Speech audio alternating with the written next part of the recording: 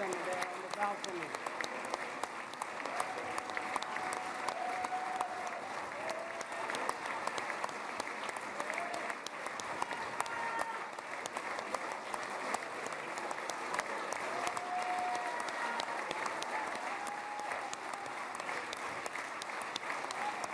See how much they love you.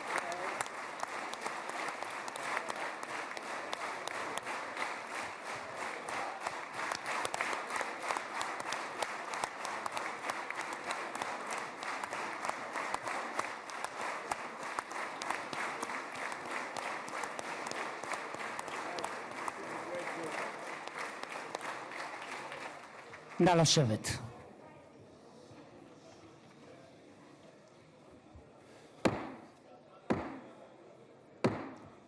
חברות וחברי הכנסת, היום יום שני, כ"א בתשרי התשפ"ו, 13 באוקטובר 2025, ואני מתכבד לפתוח את הישיבה המיוחדת של הכנסת לכבוד נשיא ארצות הברית של אמריקה, מר דונלד ג'יי טראמפ.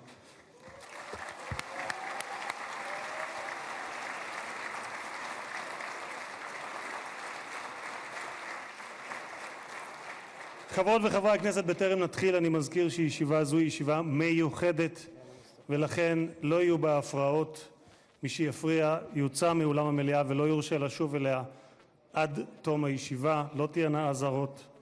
בנוסף, ניתן יהיה למחוא כפיים בישיבה זו כפי שכבר ראיתם. כבוד נשיא המדינה יצחק הרצוג ורעייתו מיכל,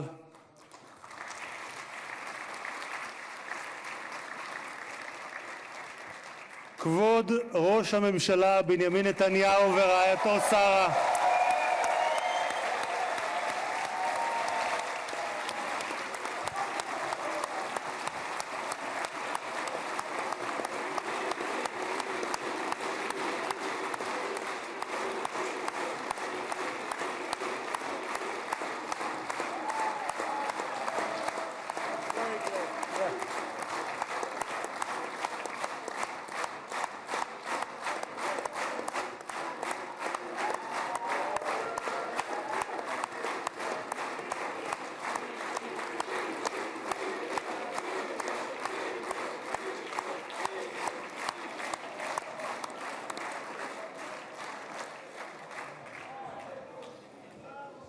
ראש האופוזיציה יאיר לפיד ורעייתו ליהי,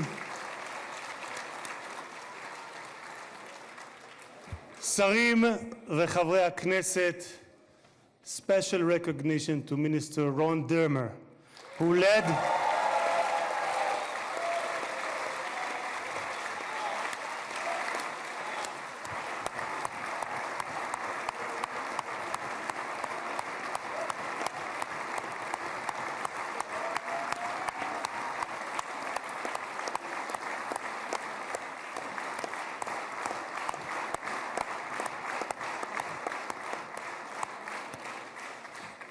special recognition to Minister Ron Dermer, who led the negotiation team on behalf of Israel. Thank you, Ron. Secretary of State Marco Rubio,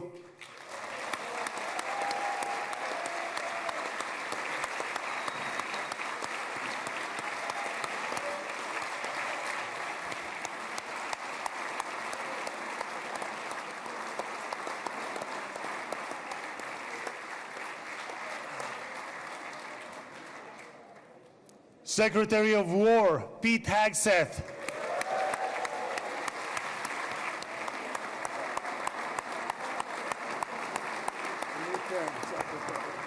Secretary of War, I like it, I love it.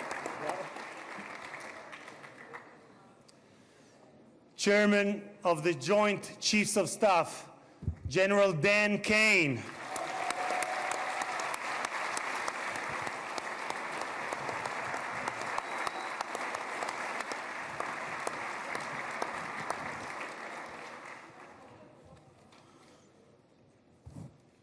two key players, President Trump's special envoy Steve Witkoff, who is here with his partner Lauren,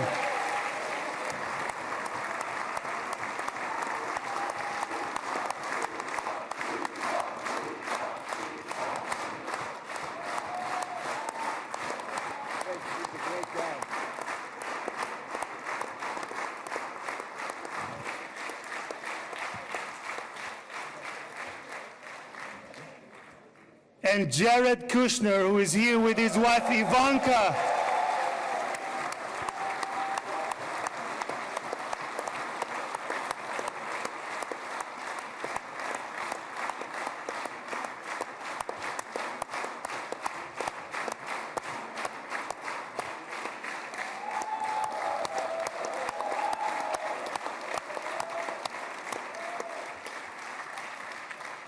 And thank you guys for everything that you have done to bring about this day.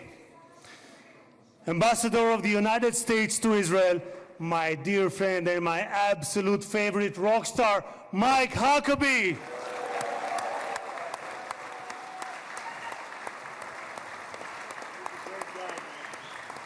we have Janet? I don't see Janet. No, Janet's not in. Janet's not here.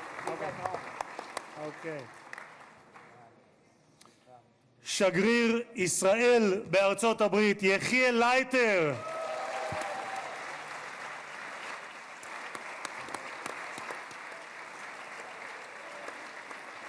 תודה.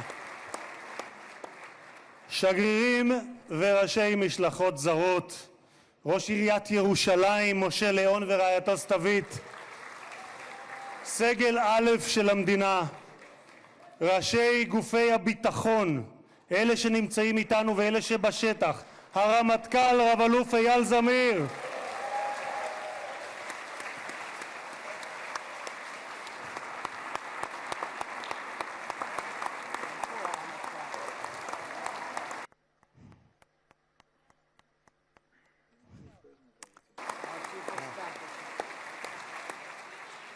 המפכ"ל רב ניצב דניאל לוי,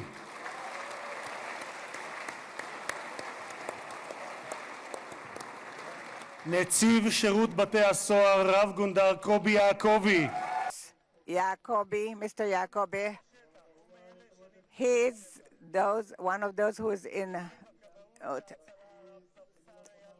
Mr. Eyal Kaspi, the head of the fire, the head of the Mossad, Mr. David Barnea.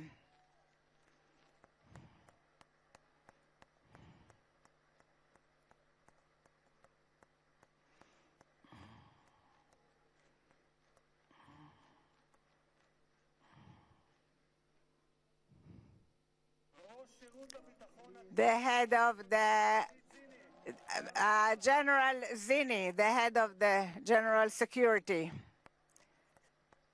Great success to you.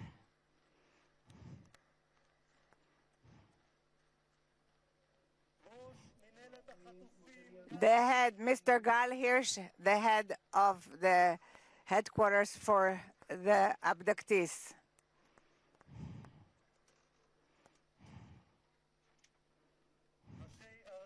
Mayors and the local authorities, the chairman of the Knesset, who brought about a visit in 3 days, which usually takes 3 months, Mr. Itzik Edry, the secretary of the Knesset, the legal counsel of the Knesset, and the head of the Knesset, members of the management of the Knesset, families of the bereaved, families of the abductees.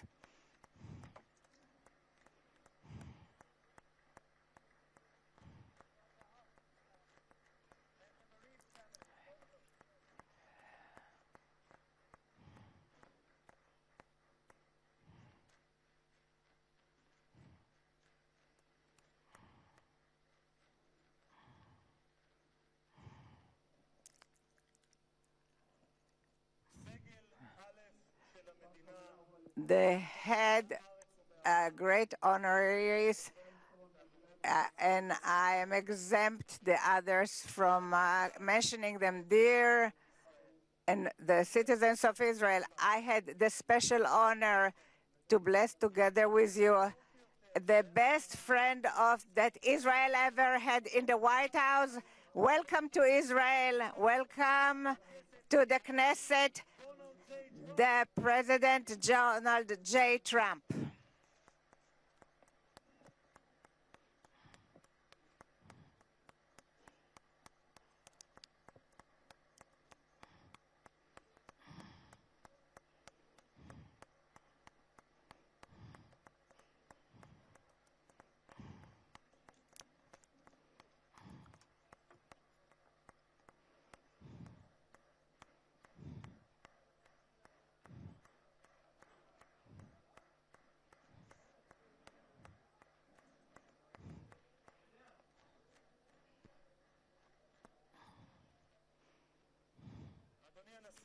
Mr. President, I would like to thank you that you granted the Knesset the honor that it is the first parliament that you are visiting in your present term.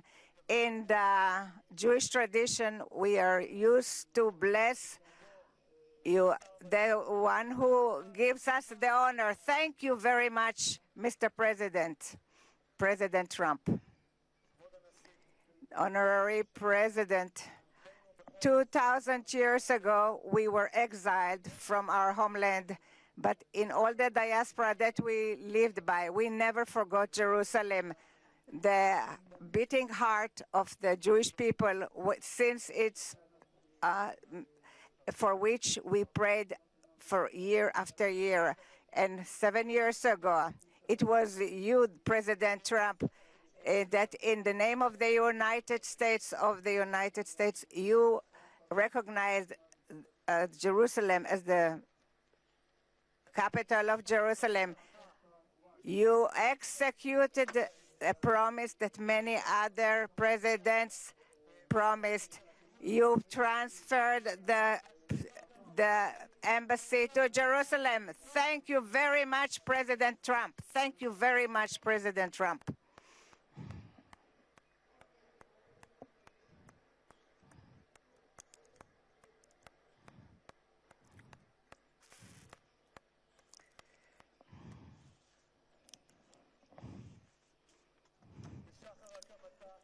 In the dawn of its establishment, Israel was forced to fight, but it always extended its hand to peace.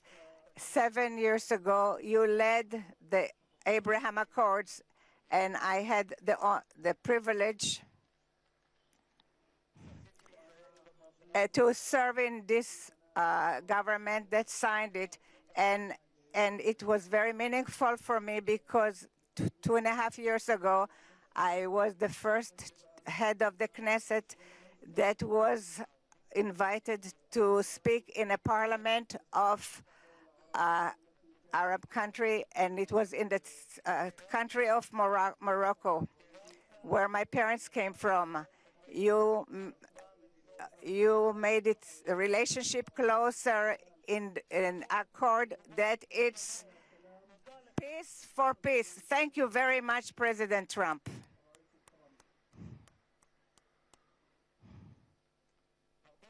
Many years before your first term, already in 2011, you identified this danger of nuclear Iran. Our nation's national security interests. We can't allow Iran to go nuclear. איום על ארצות הברית משמעו איום על העולם החופשי כולו.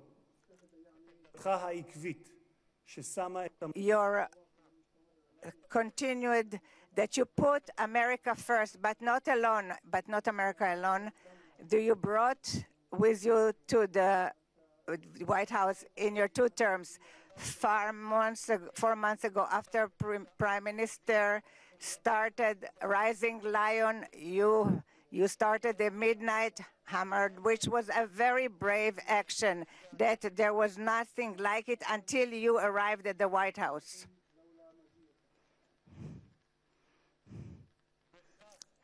Thus, Mr. President, you prevented a nuclear holocaust that Iran wanted to bring about to the world. A country in its parliament, its elected officials cry death to America and death to Israel. And today we can say to the Ayatollahs rule in Iran will not have nuclear power. Thank you, President Trump.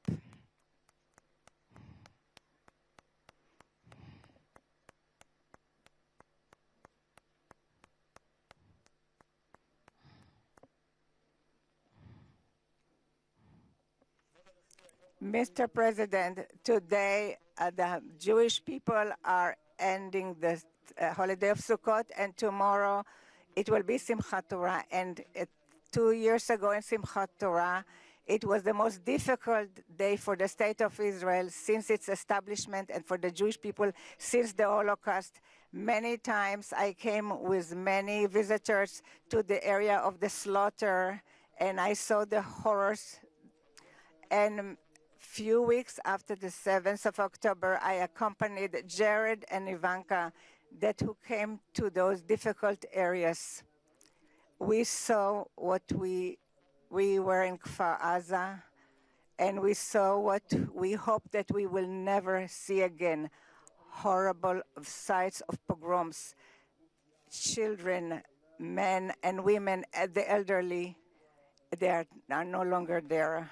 The Satan not only murdered and raped and many of our brothers and sisters, he also abducted the live and the dead.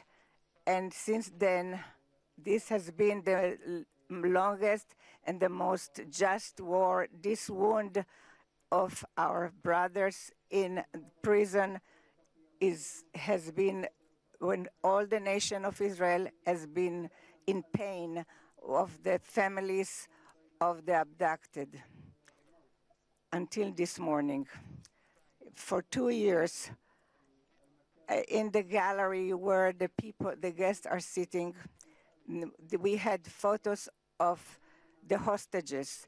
But this morning, towards this historical day, we were able to remove the photos, and I will do something spontaneous, and I will remove the pin that I received from Tzvika Moore. I am removing it because a minute ago I spoke to Tzvika Moore's brother, and they are celebrating this unification. Thank you so much, President Trump. Thank you so much, President Trump.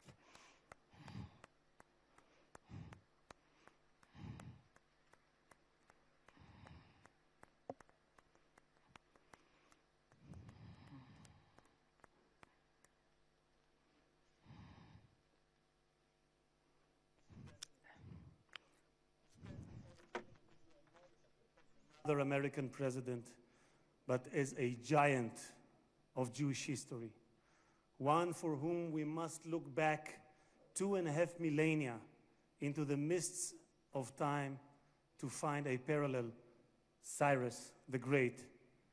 You, President Donald J. Trump, are a colossus who will be enshrined in the pantheon of history.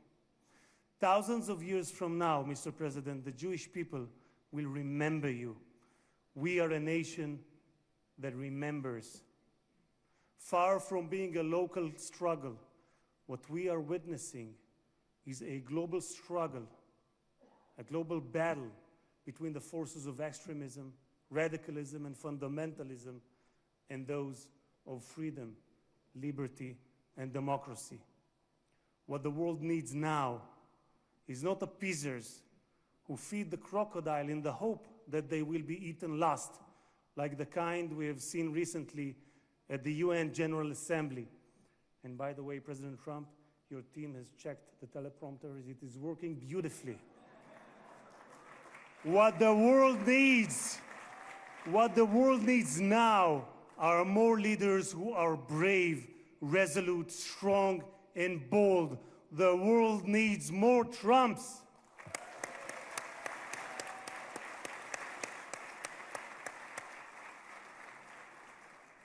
Mr. President, with your permission, I would like to take this moment to address Prime Minister Netanyahu.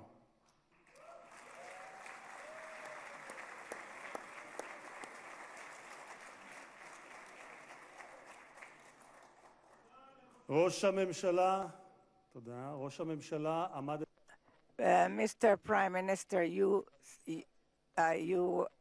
the last few years, you faced great pressures. Steve Witkoff, the special envoy that fought along with you to return the hostages, said about you, the most difficult work was that of the Prime Minister.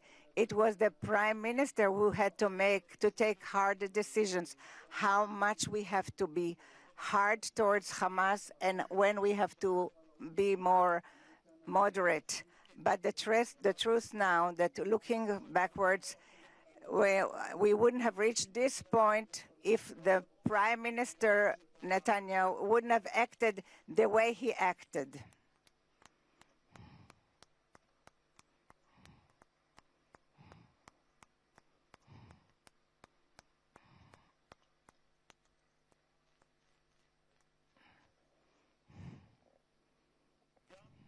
Also, my president Trump believes that the Prime Minister Netanyahu made hard decisions, and there were people who would have been less brave who wouldn't have made these decisions. We are here today because the Hamas did not have an alternative. So says Witkoff.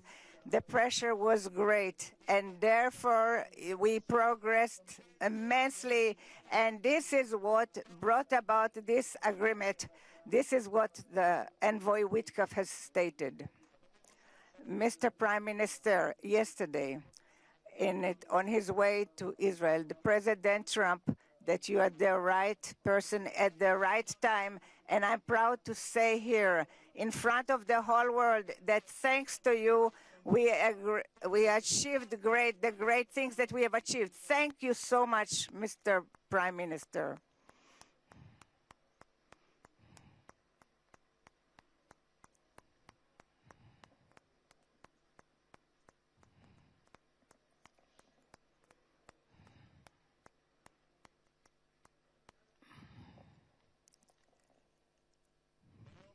This day, today, and we will thank from the depths of our heart to the brave soldiers of the IDF, of the Israeli Defense Forces,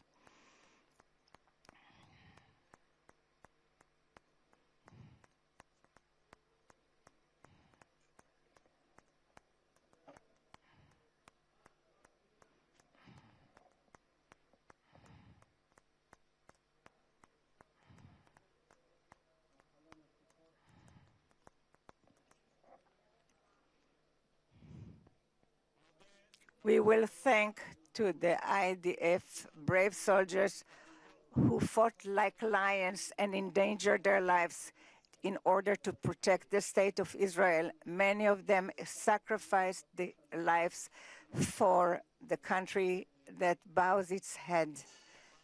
Their blood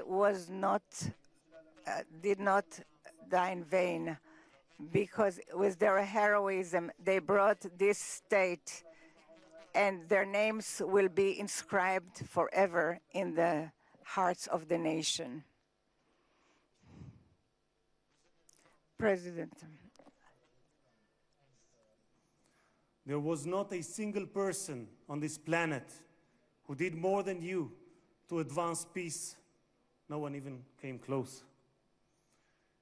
Your election to the presidency marked a turning point, not only for the United States, but for the entire world. Through your strength of character and unwavering resolve, you brought an end to bloody conflicts in no fewer than 8 regions across the globe. In less than 9 months, you became one of the most consequential presidents in history. You saved countless lives that would have been lost without your leadership. And as our sages teach, whoever saves one life, it is as though he has saved an entire world. You have proven that true peace is achieved through strength, and that only those who are prepared to use force in the present can prevent the need to use it in the future. Mr.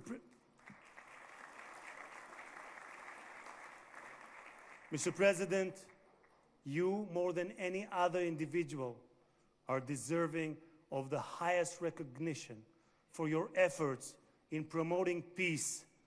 Therefore, I hereby announce that together with our good friend, Speaker of the House, Mike Johnson, we will rally speakers and presidents of parliaments from around the world to submit your candidacy for the Nobel Peace Prize next year, there is no one more deserving than you, President Trump. No one.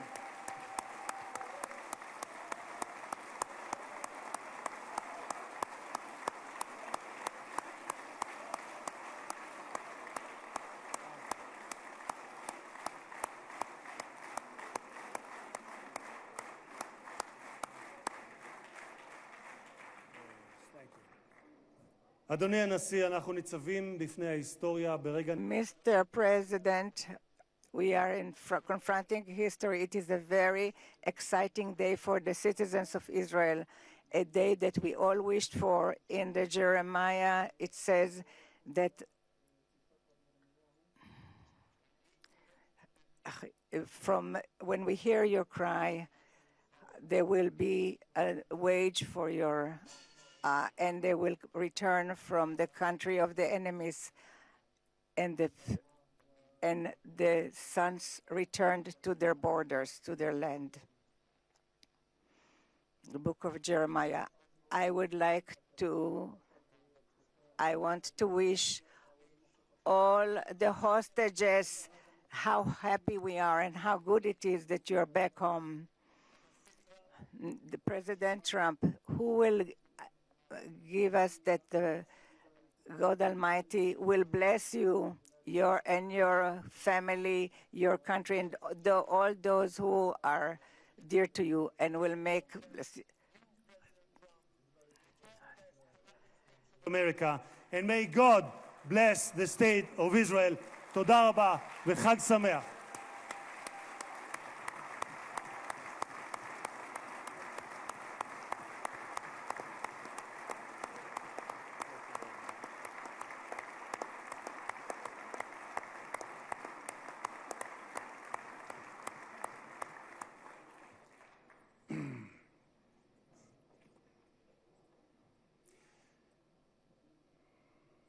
אני מתכבד להזמין כעת את ראש הממשלה. I'm inviting now Mr. Benjamin Netanyahu, the Prime Minister, to say a few words.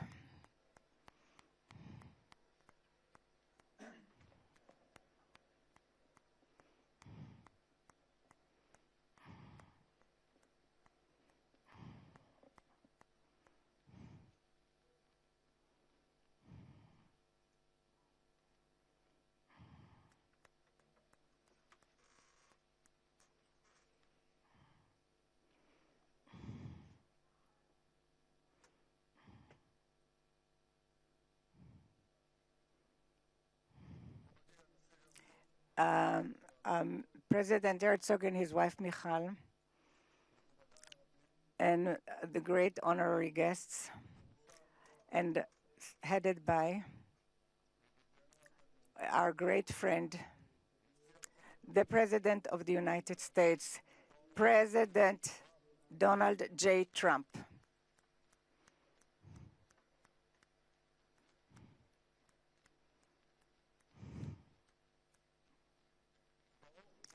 Welcome to Jerusalem, our eternal capital. Welcome to Israel in this moving day, exciting day, that will be inscribed in the history, on the annals of Israel. And you too, Mr. President, will be inscribed in the history of our nation. And you are already inscribed in the history of the world. And we remember our friends. We know your part, your important part, and the determined part of the return of the hostages in this day, when we were informed today, an hour ago, that all our live hostages returned back to us. What excitement.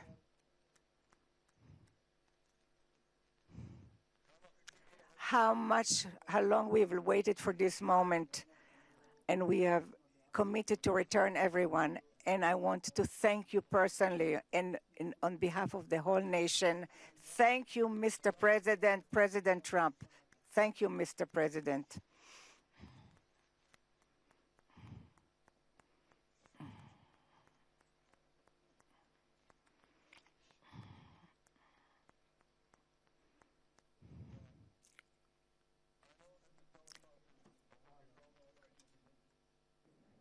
but I'm not sure about the translation. So I'll say words in English. President Trump, the Knesset welcomes you and your distinguished delegation to Jerusalem, our eternal capital. This is your first visit to Israel since you recognize Jerusalem as our capital and moved the embassy here. Thank you, President Trump, for that.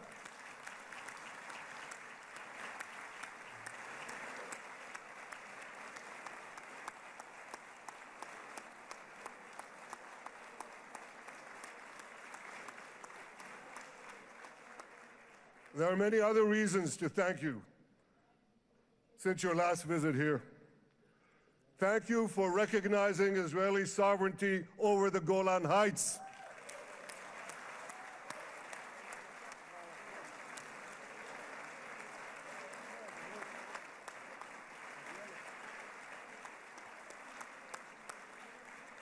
Thank you for standing up to the lies against Israel in the United Nations.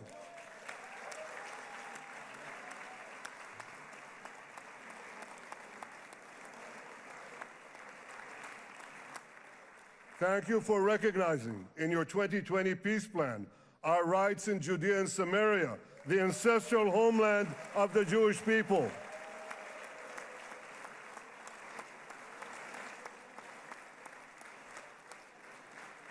Thank you for brokering the historic Abraham Accords. Abraham, Eskhemei Avraham.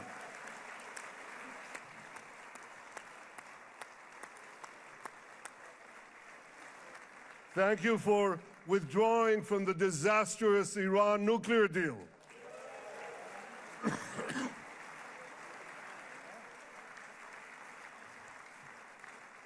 Thank you for supporting Operation Rising Lion and for your bold decision to launch Operation Midnight Hammer. Boy, is that, you got to hear this.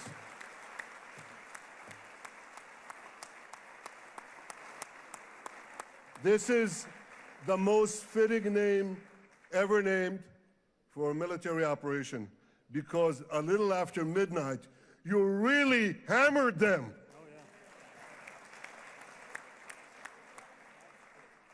My friends, this is only a partial list, but it's enough to affirm what I've said time and again.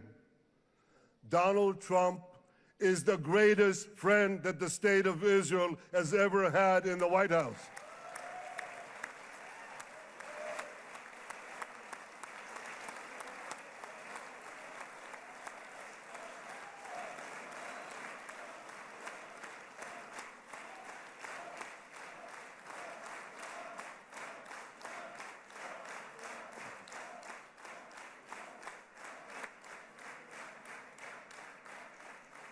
No American president has ever done more for Israel.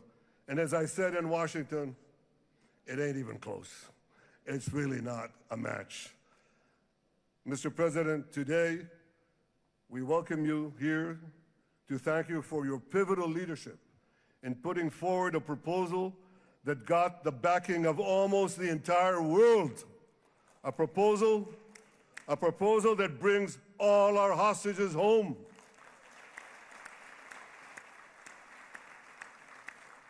A proposal that ends the war by achieving all our objectives. A proposal that opens the door to an historic expansion of peace in our region and beyond our region. Mr. President, you are committed to this peace. I am committed to this peace.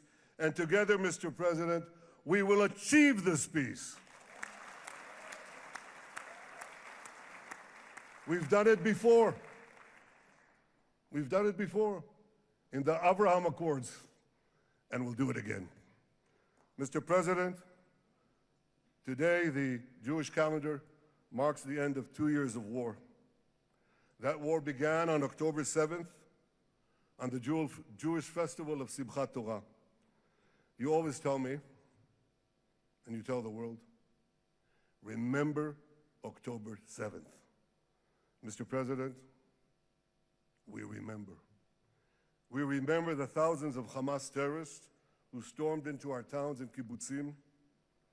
We remember the 1,200 people Hamas savagely slaughtered in cold blood, including dozens and dozens of Americans.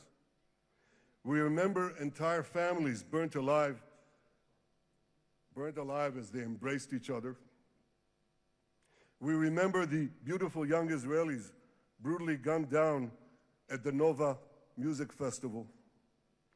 We remember the hundreds of our citizens who were dragged into the dungeons of Gaza, including 12 Americans, men and women, young and old, babies and elderly Holocaust survivors. My friends, Mr. President, Donald, these monsters take babies as hostages. In response to this barbaric attack on October 7th, Israel did what it had to do. With indomitable courage, we set out to defend our people, to defeat our enemies, and to release our hostages.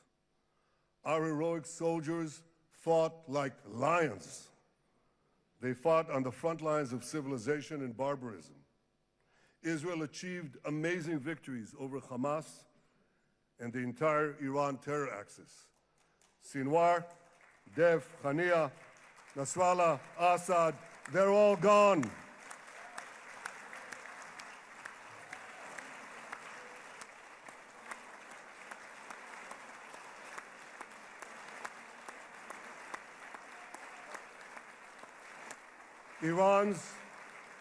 Iran's nuclear weapons and ballistic missile program, with your enormous help, Mr. President, rolled back. Half the Houthi leadership wiped out. But the price of this victory, the price of these victories, has been heavy. Nearly 2,000 of Israel's finest were lost, nearly half in battle. They left behind parents, spouses, siblings, and children. Their love and laughter, their promise and potential were lost forever. To the families of our fallen fighters, many of them are here, I say, I know the depth of your pain. I know the inconsolable grief that will accompany you for the rest of your lives. The state of Israel bows its head in eternal gratitude to our fallen heroes. Because of these heroes, our nation will survive. Because of these heroes, our nations will thrive. And because of these heroes, our nation will have peace. Mr. President, thousands of our brave soldiers were also wounded, suffering terrible blows to body and soul. Brave soldiers like Ari Spitz. Ari is an American.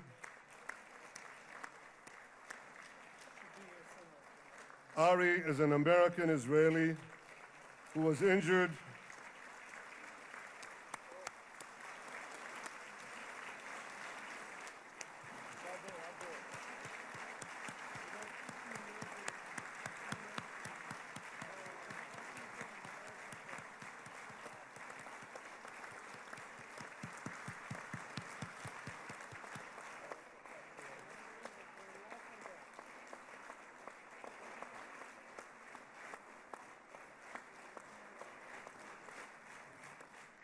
Ari is an American Israeli who was injured in Gaza while searching for Hamas terrorists and weapons. 2 of Ari's comrades were killed in this action, and 10 were injured. Ari was presumed dead, but made a miraculous recovery despite losing 3 limbs. Ari, stand up for a minute alone. Stand up. There you go. There. Ari, you are the spirit of Joshua. You are the spirit of David. You are the spirit of the Maccabees. You are the spirit of Israel. I salute you. We all salute you.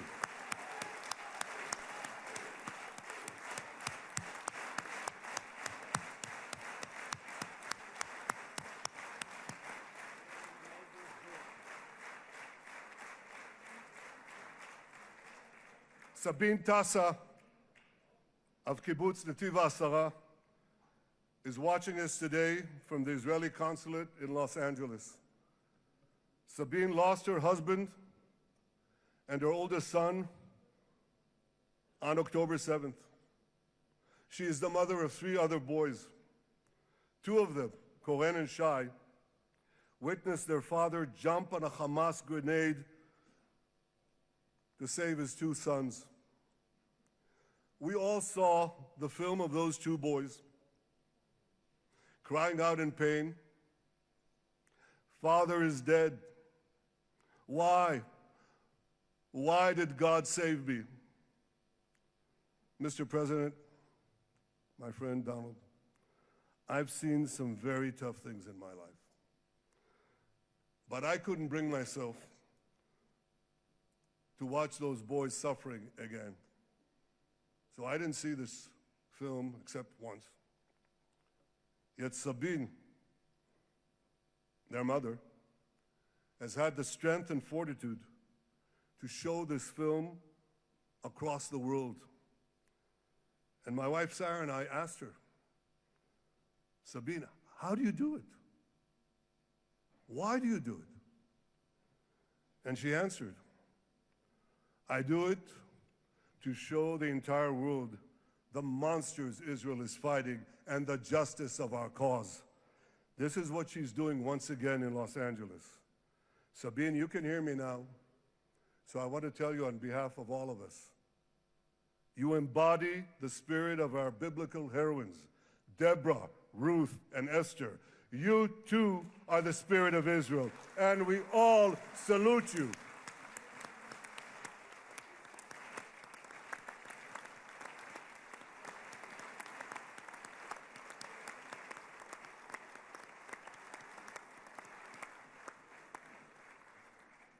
Mr. President, you asked me on our many conversations during the 12-day war with Iran, you asked me, how are the people holding up?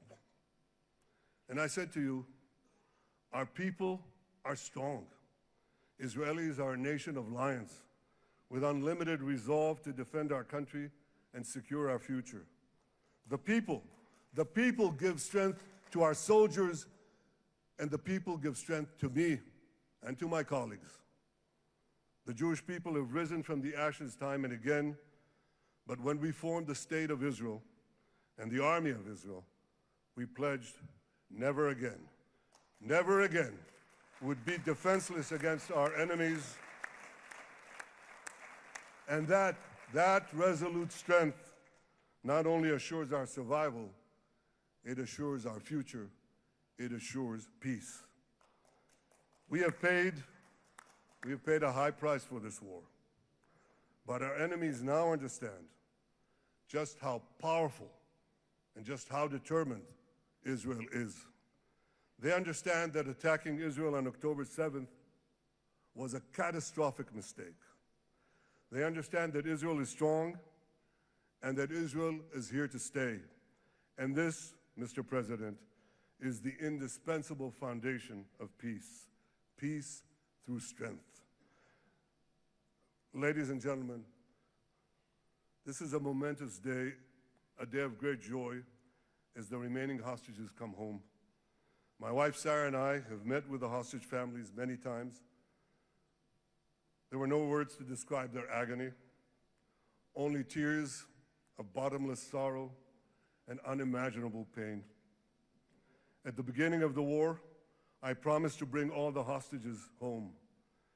Today, with the indispensable help, the determined and focused help, the unremitting help of President Trump and his team, and with the incredible sacrifice and courage of the soldiers of Israel, we are fulfilling that promise.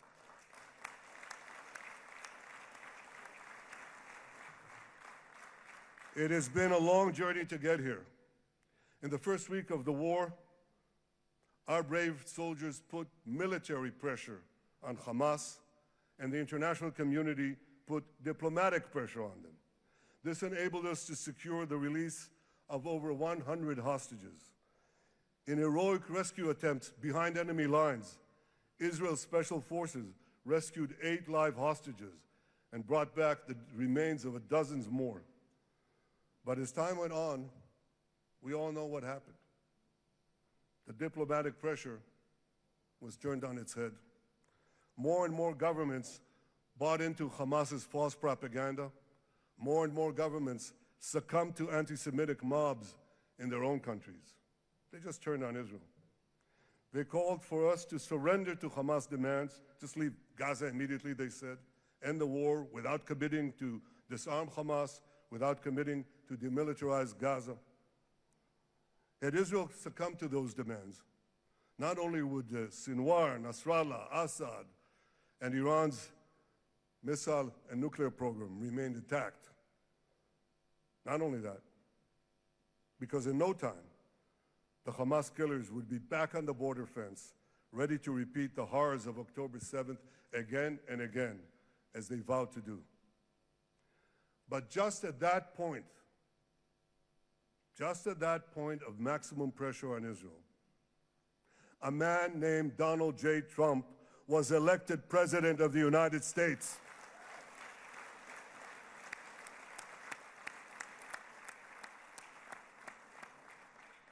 And ladies and gentlemen, overnight,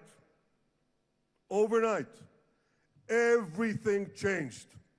Everything. We felt it right here. Mr. President, thanks to your unequivocal backing of Israel, we secured a second hostage deal within weeks of your election. And in the months that followed, we worked closely together to forge a path to bring the remaining hostages home and end the war. End the war in a way that ensures the disarming of Hamas, the demilitarization of Gaza, and that Gaza would never again pose a threat to Israel.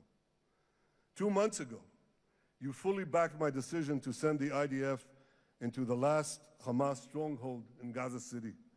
You shared my view that this military pressure would help free the hostages.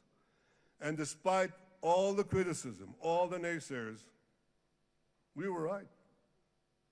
Hamas caved in. And 2 weeks ago, you succeeded in doing something miraculous. You succeeded in doing something that no one believed was possible.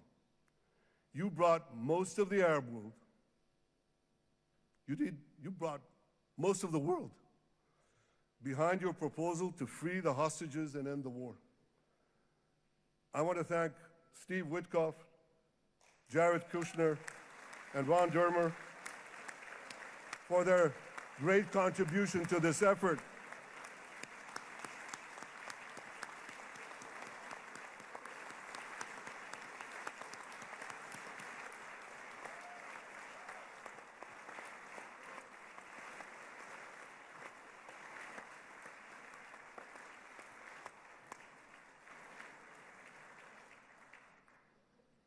And I want to thank our negotiating team. I believe that the close cooperation between the two of us, between our two nations, combining Israel's military pressure and President Trump's unmatched global leadership. I have to tell you, I've seen a lot of American presidents. I've seen them all in the time that I've been here, and I've been here quite a lot of time.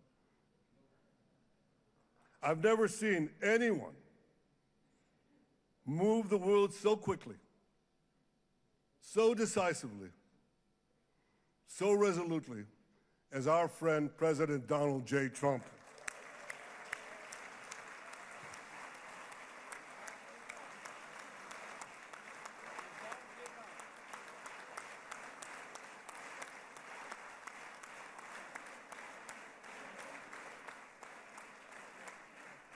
With our military pressure and President Trump's global leadership, we achieved this historic moment.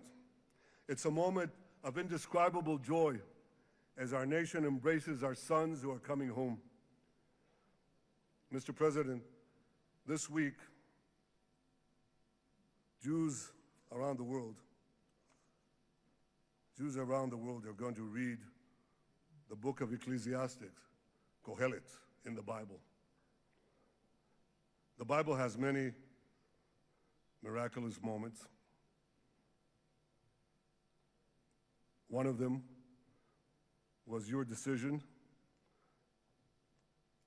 to bomb Fordo. I think it was a pivot of history because it wasn't meant only to bomb Fordo. That action and your previous action of taking out Qasem Soleimani, the architect of death, I think that changed the balance of power in the world. You brought America back again to the driver's seat.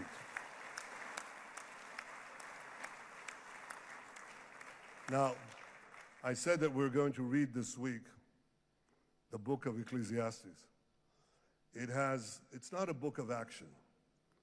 It's a book of meditations, of thought, a perspective on life and on death. And in this book, we read the immortal words of King Solomon. To everything there is a season, and a time for every matter under heaven. Et milchama ve'et shalom. A time for peace and a time for war. The last 2 years have been a time of war. The coming years will hopefully be a time for peace.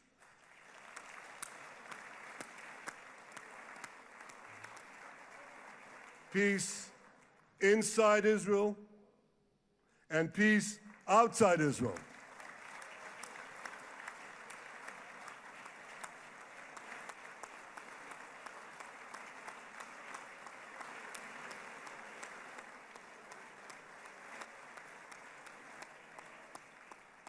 I look forward to continuing marching with you on the path we paved together with the Abraham Accords.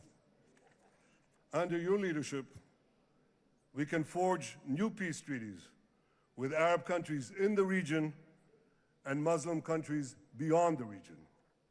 Abraham's children will work together to build a better future, a future that will unite civilization against barbarism, light against darkness, and hope against despair. And my friends, I believe that with President Trump's leadership, this will happen a lot faster than people think.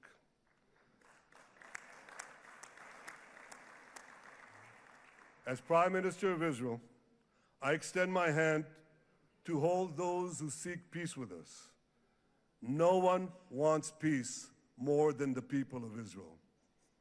Israel will always remain vigilant in defending itself, and Israel will always remain full of hope. Hope is our national anthem. Hope is our creed. Hope is our strength. It is time, my friends, to realize that hope and expand the circle of peace. Mr. President, thank you for all you have done for us. I have submitted your nomination to be the first non-Israeli recipient of the Israel Prize, Israel's highest award. As to that other prize, just a question of time, you'll get it. But I want you to get the Israel Prize, our highest award, to our greatest friend.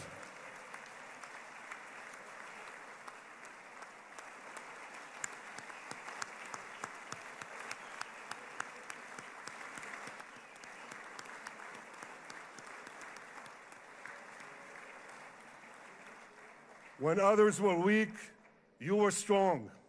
When others were fearful, you were bold. When others abandoned us, you stood by our side. On behalf of the government and people of Israel, I thank you for your extraordinary friendship. Thank you for helping bring our hostages home. Thank you for supporting Israel's march to victory. Thank you for paving a path to peace. מכובדי נשיא ארצות הברית, ידידי דונלד. Honorary President, welcome to Israel. Welcome to Jerusalem. Welcome in this exciting day that brought us to this day.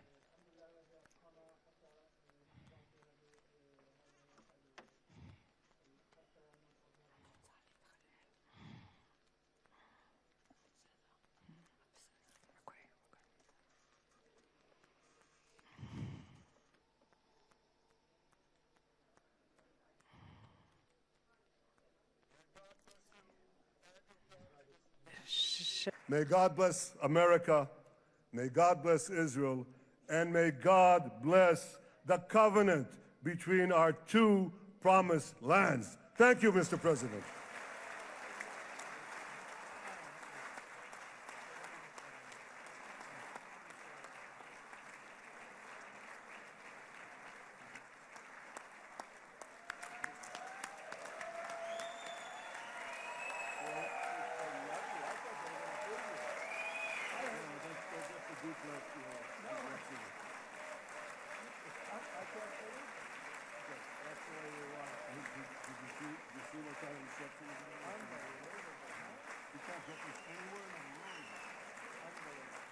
But you'll get it in the morning.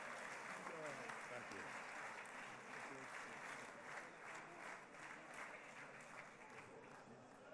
The president. Where?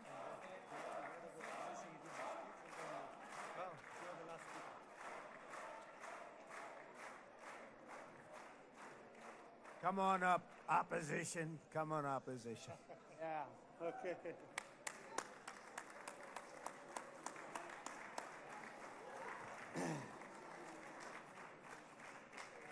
אני מתכבד להזמין כעת את ראש האופוזיציה, חבר הכנסת יאיר לפיד.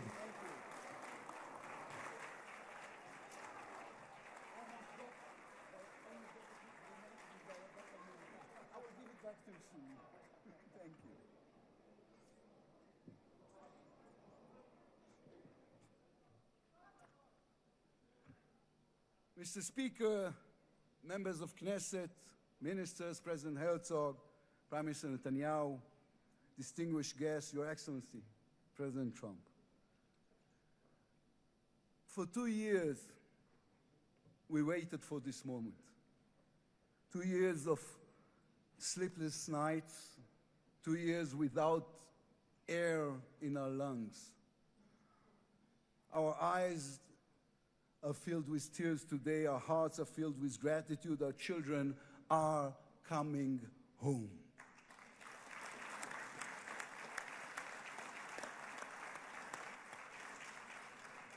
In the Babylonian Talmud, a sacred book of the Jewish people, it is written, whoever destroys one life, it is as though he destroyed an entire world, and whoever saves one life, it is though as he has saved an entire world. Mr. President, you have saved the lives of our hostages.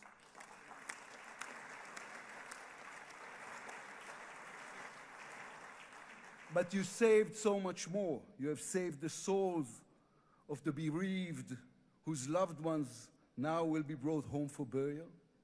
You have saved thousands of soldiers who will now not fall in battle. And you have saved millions from the horrors of war.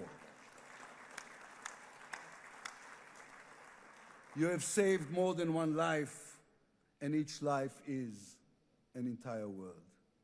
This is a historic moment, and a reminder that history is shaped by people. It is shaped by those who know the past, but have the vision to change the future. When you were elected, you declared that you would be the president of peace. You have kept your word. The fact that you were not awarded the Nobel Peace Prize is a grave mistake by the committee. But they will have no choice, Mr. President. They will have to award it to you next year.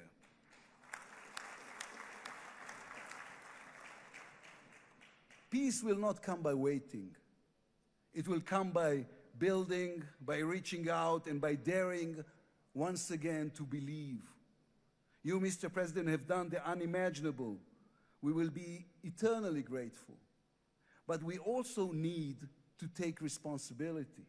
The destiny of Israel will always be written by the people of Israel. We must now prove ourselves worthy of what has been achieved. From its founding, Israel has said to the world that our strength, our power, rest upon our values. Israel is the strongest country in the Middle East because we are the only democracy in the Middle East. Because we believe in the principles laid in our Declaration of Independence, which says Israel will ensure complete equality of social and political rights to all its inhabitants, irrespective of religion, race, or sex. It will guarantee freedom of religion, conscience, language, education, and culture. It will safeguard the holy places for all religions. Those are our values. That is who we are as people, as a country.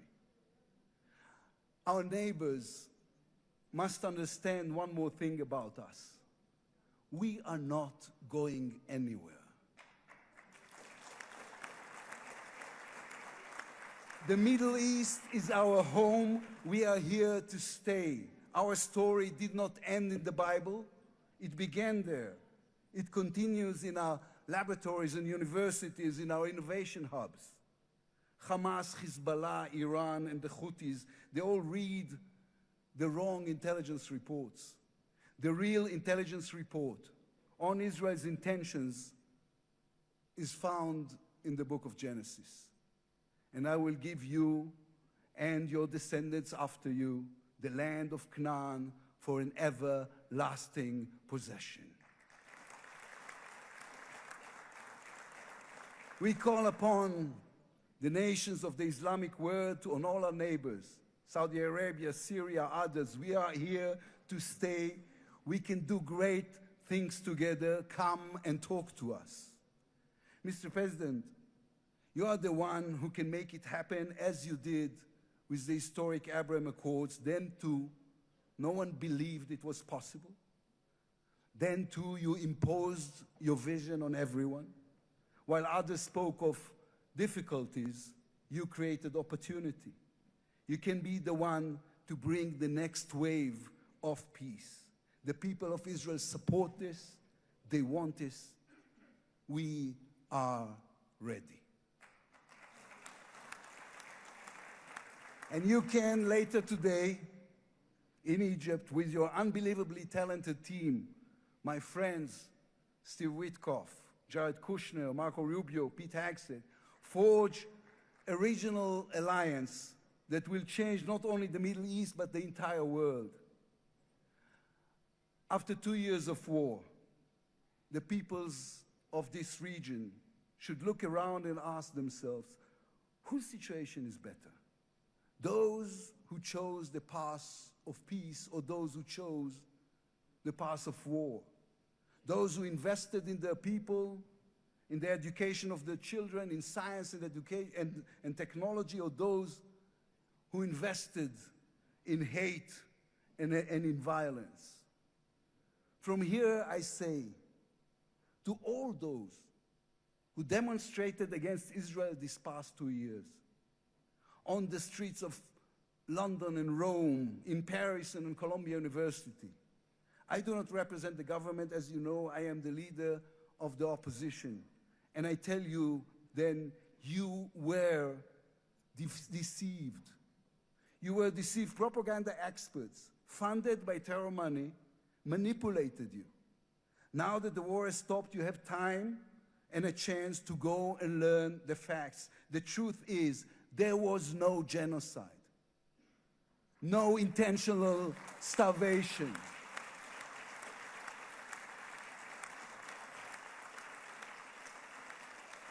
The truth is There was an army and a country fighting in the most complicated conditions imaginable against terrorists who send their own children to die for a follow-up, who use their own children as human shields.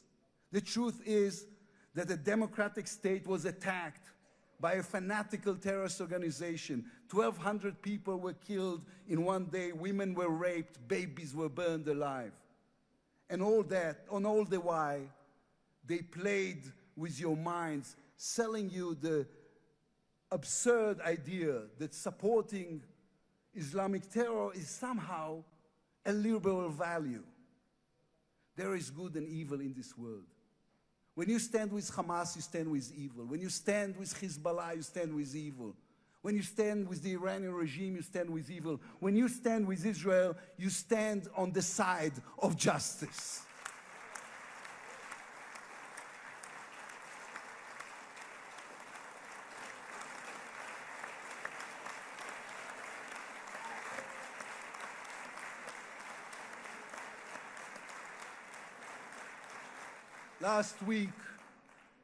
Last week I attended the 7th October Memorial Ceremony. An inspirational woman called Galit Dan spoke on stage. Galit had a daughter, Noya, a 13-year-old girl who was autistic like my daughter. And Noya was full of light. She loved Harry Potter. On that dark day, Noya was sleeping at her grandmother's, Carmela's house in Kibbutz Nir Oz. Carmela was 80 years old. Their bodies, grandmother and granddaughter, were found embraced. They were murdered together. On stage at the ceremony, Galit said a sentence that moved us all. We don't want revenge, she said.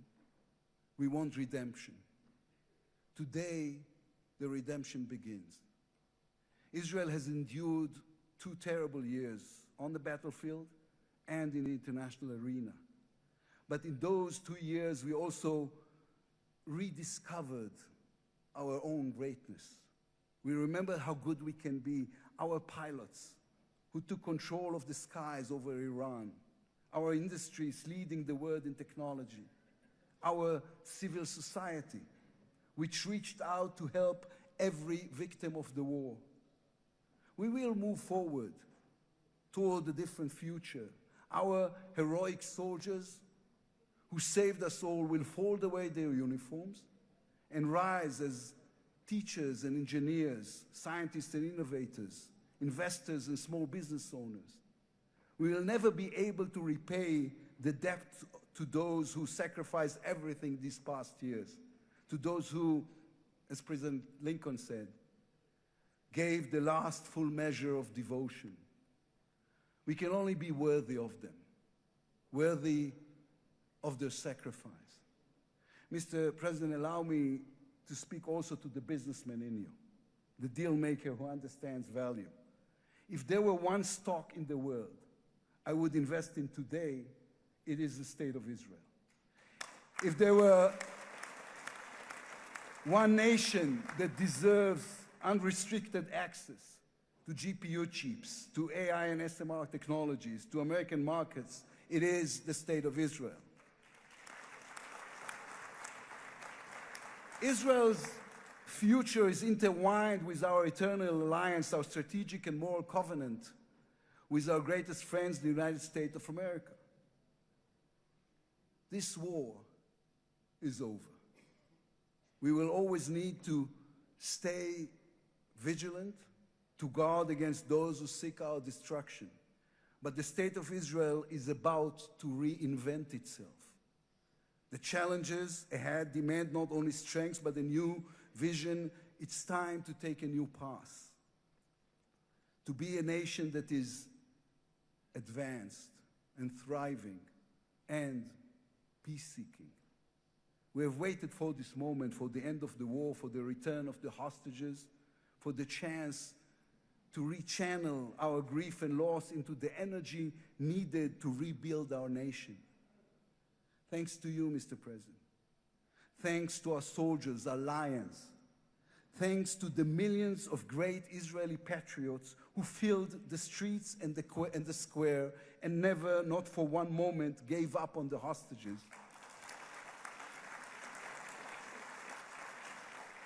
Thanks to all of them, the strength within us can now rise, succeed, and build for our future and for our children.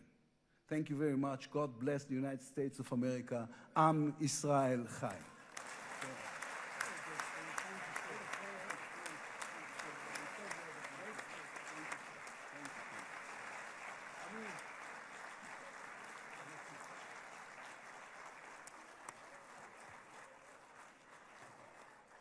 אני מודה לראש האופוזיציה. I would like to thank the head of the opposition, members of the Knesset, President of the United States of America, His Excellency Donald J. Trump, to address the Knesset.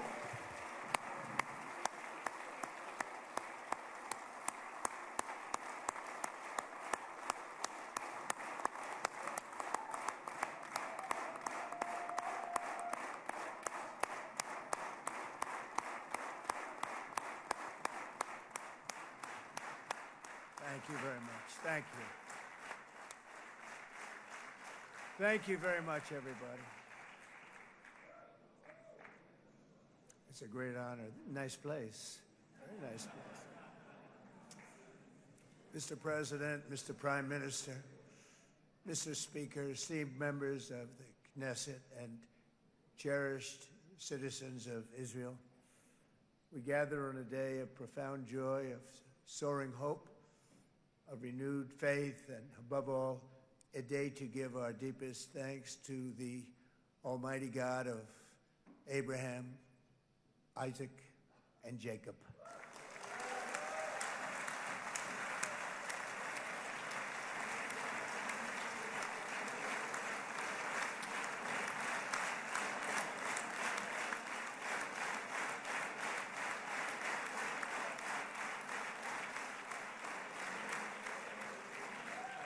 After 2 harrowing years in darkness and captivity, 20 courageous hostages are returning to the glorious embrace of their families, and it is glorious.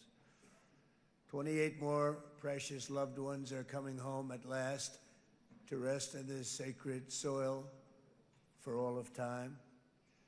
And after so many years of unceasing war and endless danger, today the skies are calm, the guns are silent, the sirens are still, and the sun rises on a holy land that is finally at peace, a land and a region that will live, God willing, in peace for all eternity.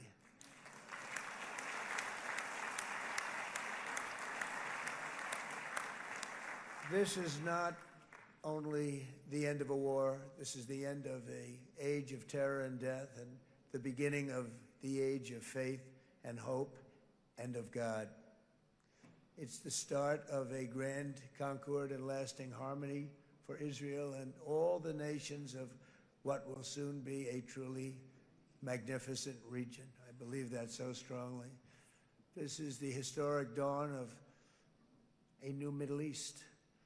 I want to express my gratitude to a man of exceptional courage and patriotism, whose partnership did so much to make this momentous day possible. You know who I'm talking about. There's only one, Prime Minister Benjamin Netanyahu. Bibi, please stand up.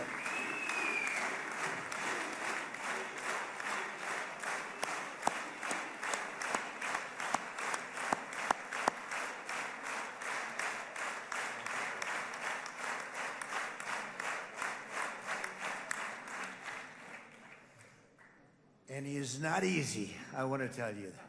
He's not the easiest guy to deal with, but that's what makes him great.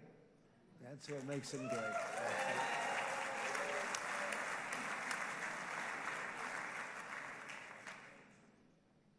Thank you very much, baby. Great job.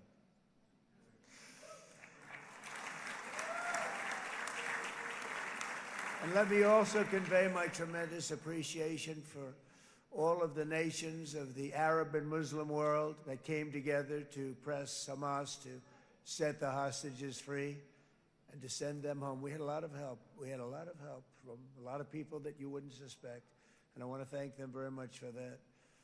It's an incredible triumph for Israel and the world to have all of these nations working together as partners in peace.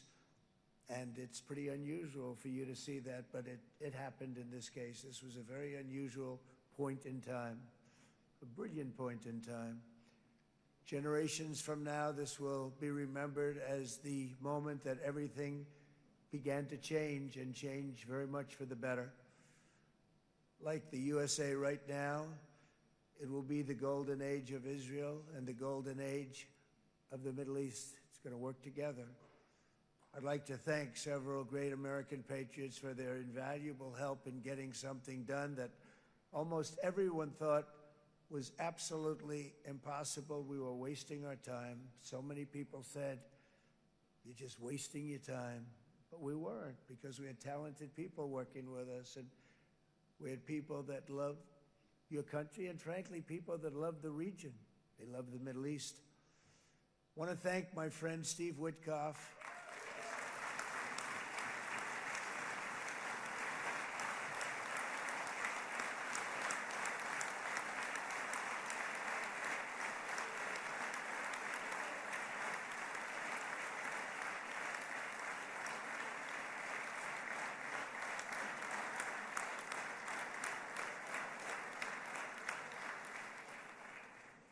You know, Steve was chosen by me. He never did this before, but I knew him as a few things. He was a great businessman, but I know a lot of great businessmen, to be honest with you. He had tremendous negotiating skills, but I know a lot of people that negotiate pretty well, although it is an art. But there are people that can negotiate pretty well. But most importantly with Steve, he's just a great guy. Everybody loved him. Everybody. I mean, I know some negotiators that are so good, but you wouldn't have had peace in the Middle East. You would be in World War III right now with some of these guys. Everybody loves Steve, and they respect him, and they somehow can relate to him. I've known him for many years, and I've seen it over and over again. להוציא את חבר הכנסת עודה, להוציא אותו מהאולם, להוציא אותו מיד, החוצה, החוצה. Please expel this Knesset member. Please expel this Knesset member. Please expel Knesset member Kasif out of the hall. Please expel him immediately.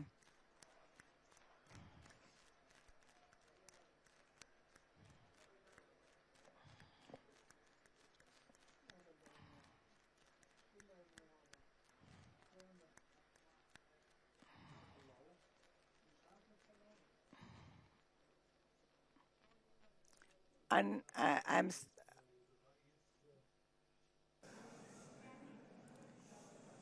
That was very efficient.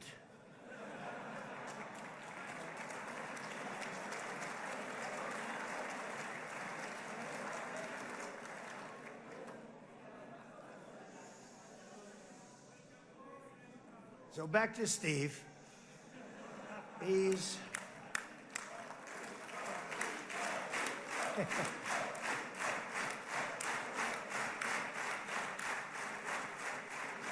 But I tell one story because he was so involved, and then we called in Jared. We need that brain on occasion. We got to get Jared in here. We got to get a certain group of people. But Steve started this all by himself. I call him Henry Kissinger, who doesn't leak, okay? Henry is a big leaker. He leaked. Steve doesn't leak. Steve just wants to get the job done. He wants to do what's right. But I'll give you just a quick story because, as you know, he's working on the war with Russia and Ukraine, a war that would have never happened if I were president. A shame. 7,000 young soldiers a week are being killed. More than that this last week. It's a shame. Should have never happened. But it did happen, and we won the race, and I took over this horrible war that's been raging, and I thought it would be easily settled. I thought it was a hell of a lot easier than doing what we just did very successfully with Israel and a lot of other people. But this came first, and we'll get that one. But I set up a meeting for him to meet with President Putin, thinking it would be a 15 or a 20-minute meeting. Steve had no idea about Russia, had no idea about Putin too much, didn't know too much about politics, wasn't that interested. He was really good at real estate, but he had that quality that I was looking for, and I didn't see it around in too many ways. And I set up the meeting with Putin, and I called. I said, is Steve finished yet? That was about a half an hour into the meeting. No, sir, he's not. He's still inside. This is in Moscow. I said, well, how's he doing? I don't know, sir. He's still inside. I called up an hour later. Let me speak to Steve. Sir, he's still with Putin. He's with President Putin. I said, wow, that's a long meeting, 1 hour. I called up an hour later. He was still with Putin. 3 hours later, he was still with Putin. 4 hours later, he started to get the word that he was going to be coming out soon. And in 5 hours, he came out. I said, what the hell were you talking about for 5 hours? And he says, just a lot of interesting things. We're talking about a lot of interesting things, including what he went in there for, but you can't talk about it for 5. You can talk about it for a certain period of time, and you know what you're getting. But that's a talent. That's a talent, where you can do that. Most people I'd send in, number one, they wouldn't be accepted. Number two, if they were, the meeting would last 5 minutes. And that's what happens with Steve. Everybody loves him. They love him on this side. They love him on the other side. And he really is. He's a great negotiator because he's a great guy. So thank you very much, Steve, very much.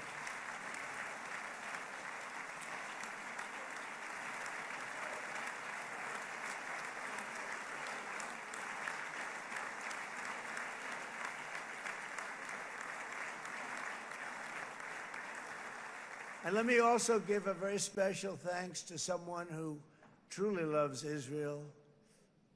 In fact, loves it so much that my daughter converted. My daughter converted. I didn't know this was going to happen. And Ivanka's here.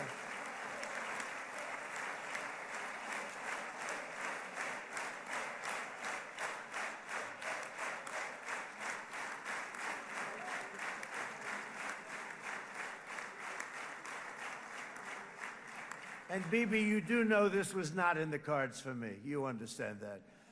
And she is so happy, and they are so happy. At least I think they're happy. If they're not, we have a big story, right?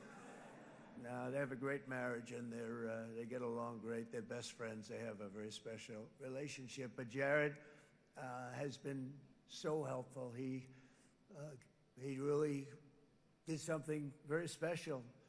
He established the Abraham Accords with a group of very wonderful people. I like calling it the Avraham Accords, because people that, right? Avraham. It's so cool. It's so much sort of nicer, you know, the Abraham versus the Avraham.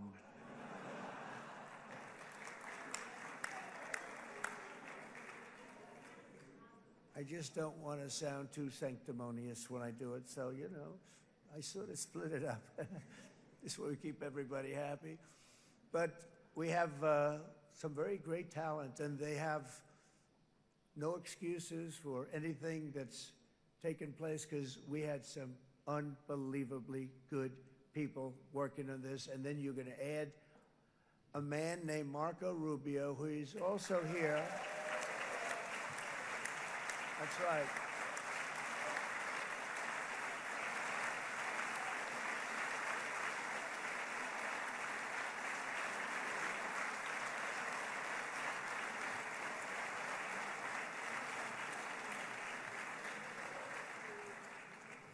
And I have a prediction that Marco will go down, I mean this, as the greatest Secretary of State in the history of the United States. I believe that.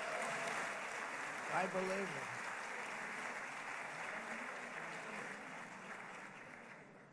And he and I, we really fought it out. You remember, he was tough. He was nasty. Who the hell thought this was going to happen, Marco, right? And now I'm saying he's going to go down as the greatest. He will. He was always smart and sharp, and people respect him. And then we have somebody who's young, but an unbelievable leader. I saw it a long time ago, and he's turned out to be even better than we thought. Right, Susie? I think even better. And that's Pete Hegseth, who is our Secretary of War, formerly Secretary of Defense.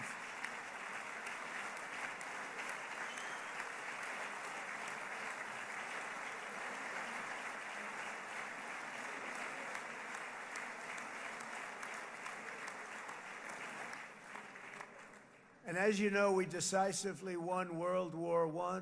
We decisively won World War II decisively.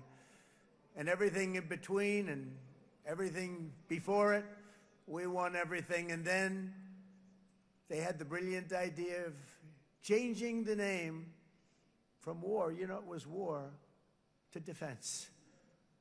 And with that went a certain thinking. And we fought in a very politically correct way after that. We always had the strongest military, and now we have a stronger military than we've ever had before. Because of my first term, I've totally rebuilt the military, every aspect of it. But we have, if you think, we settled 8 wars in 8 months. I'm now including this one, by the way, if that's okay. They may say, well, that was quick, because yesterday I was saying 7, but now I can say 8. The hostages are back. The hostages are back.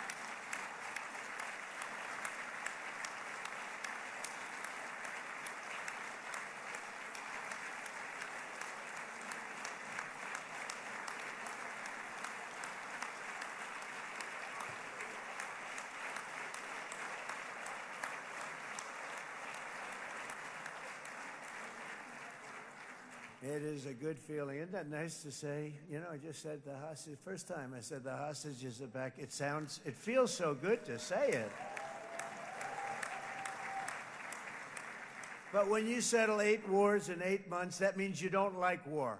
Everyone thought I was going to be brutal. In fact, I remember Hillary Clinton during a debate, she said, look at him, he's going to go to war with everybody. And actually, she said, he's got a personality that's all about war. No, and my personality actually is all about stopping wars, and it seems to work. Seems to work. But it also means this name change and our attitude that we're not going to go into a war, but if we do, we're going to win that war like nobody has ever won a war before. We will not be politically correct, but we're not going to be there. And I think, as you mentioned, Bibi, before, peace through strength, and that's what it's all about.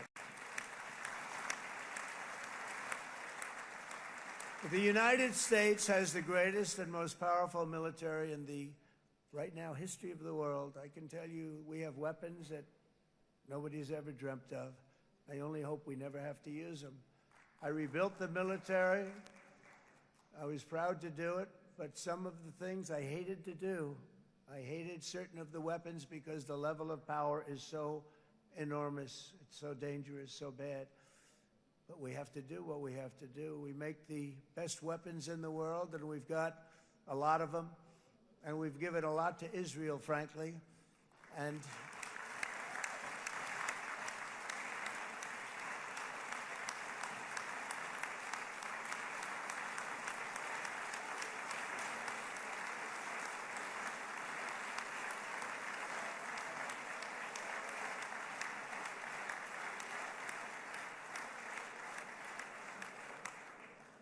Bibi would call me so many times, can you get me this weapon, that weapon, that weapon? Some of them I never heard of, Bibi, and I made them.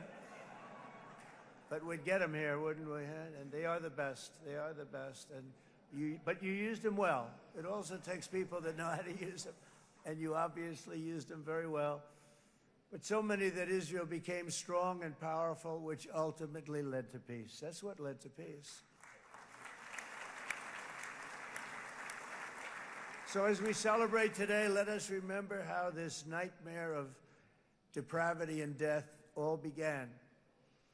2 years ago, on the eve of the Simchat Torah holiday, thousands of innocent Israeli civilians were attacked by terrorists, and one of the most evil and heinous desecrations of innocent life the world has ever seen, the worst slaughter of Jews since the Holocaust.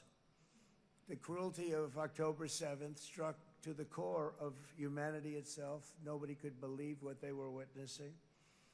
The United States of America grieved alongside you, and we mourned for our own citizens who were so viciously taken that day.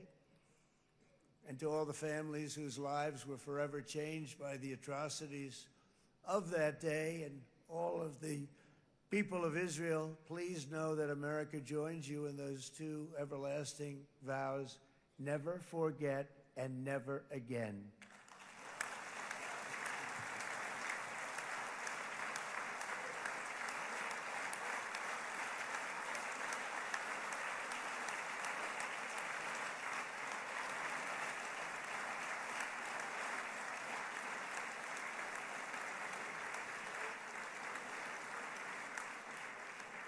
From October 7th until this week, Israel has been a nation at war, enduring burdens that only a proud and faithful people could withstand.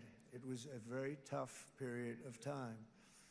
For so many families across this land, it has been years since you've known a single day of true peace. But now at last, not only for Israelis, but also for Palestinians and for many others, the long and painful nightmare is finally over.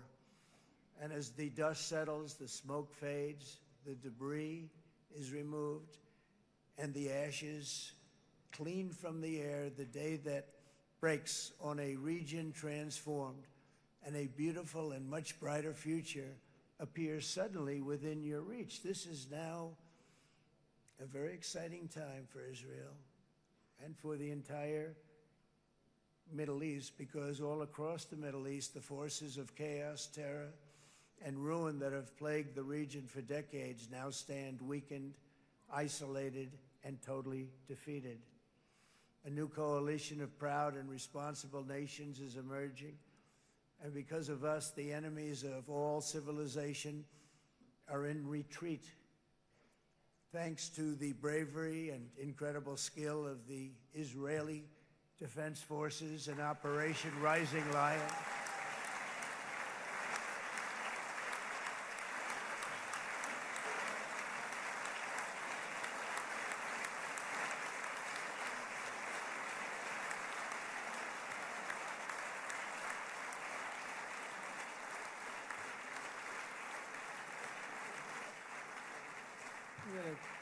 guy's central casting. Let's put him in a movie. Look at him. Great job. And my people loved working with you. Loved it.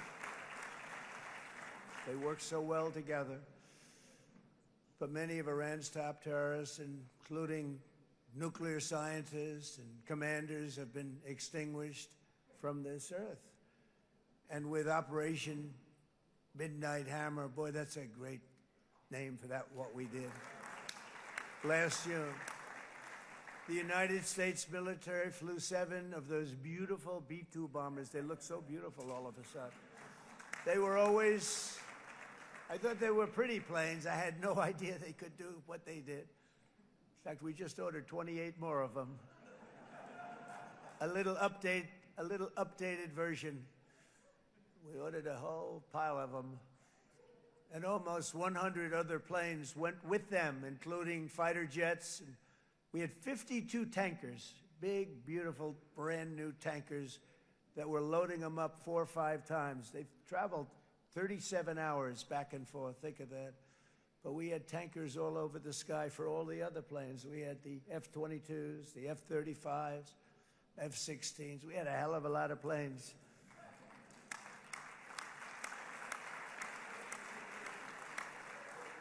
So we had 52 gas stations in the sky. That's what they call them.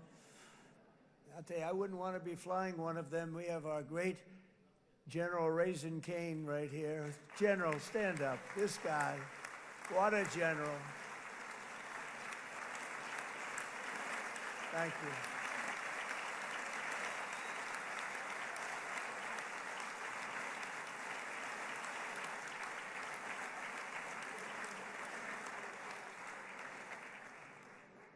I asked General Kane, I said, you know, we're having problems with ISIS, and I was in Washington, and I asked, how long would it take to defeat ISIS? And my Washington generals told me, 3, 4, maybe 5 years, sir.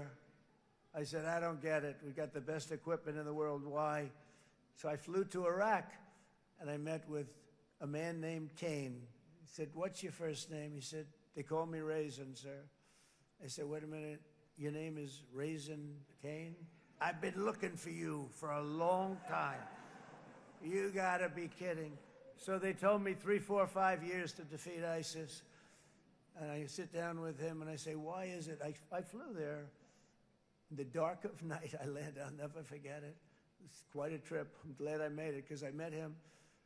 I said, could I ask you, General? I come down. He's standing with another general and a sergeant. Everybody was like central casting. They could go into a movie right now. Between him and you guys over here, we could get rich making movies, okay? And they got along so great. That's the beautiful thing, that your military and our military, Bibi, got along so great. But what I was told by the television generals in Washington, we have the best equipment in the world. Why is it taking so long? And they said, 4 years. I said, so let me ask you, Raisin, how long would it take you to defeat ISIS? Sir, we can do it in 3 weeks, but you'll probably have some time left over. I said, you gotta be kidding.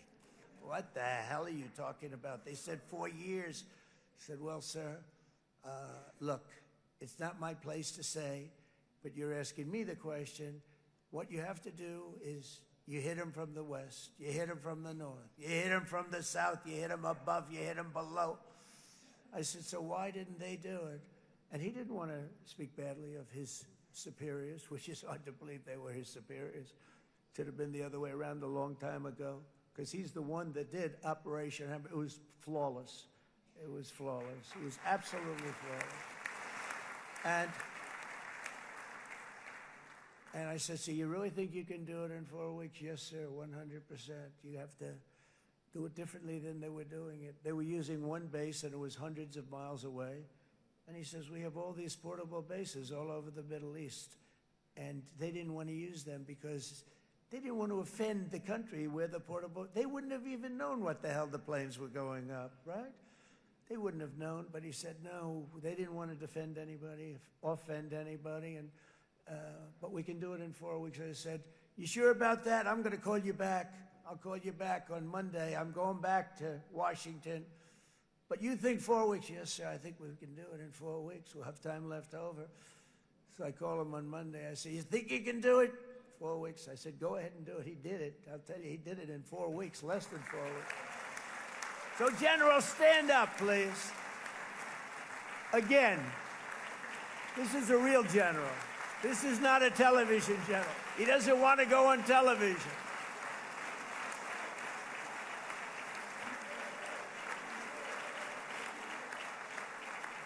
He doesn't want to go on television. That's it. The other guys love being on television. So we dropped 14 bombs on Iran's key nuclear facilities, totally, as I said originally, obliterating them. And that's been confirmed, and everybody understands it. Together we stopped the #1 state sponsor of terror from obtaining the world's most dangerous weapons. And if you think about it, if we didn't do that, and assuming we made the same deal that we have today, there'd be a dark cloud over this deal. And #1, it wouldn't happen because the other Arab and Muslim nations really wouldn't feel comfortable making the deal that we have now, right? If Iran had that nuclear weapon that they were about 2 months away from having. They would have had it in 2 months or maybe less than that. They were right at, this was our last shot. They looked at it for 22 years. This was our last shot. The pilots told me that. They said, 22 years, sir, they looked at it. Our predecessors looked, they studied it. 3 times a year would do drills on that exact attack. And boy, did they get it right. But let's assume they didn't, and let's assume there was large-scale nuclear weapons in the hands of Iran. We couldn't be here today. Even if we signed the deal, which we couldn't do because a lot of people would not want to have anything to do with it, we took a big cloud off of the Middle East and off of Israel.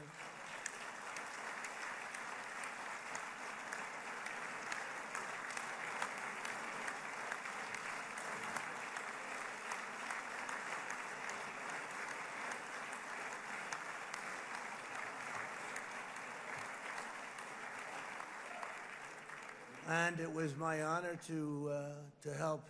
But isn't it true, though, that can you imagine the same, let's assume, Bibi, the same documents, we had everything the same, but you had somebody out there that was, in the opinion of everybody, all-powerful in the Middle East.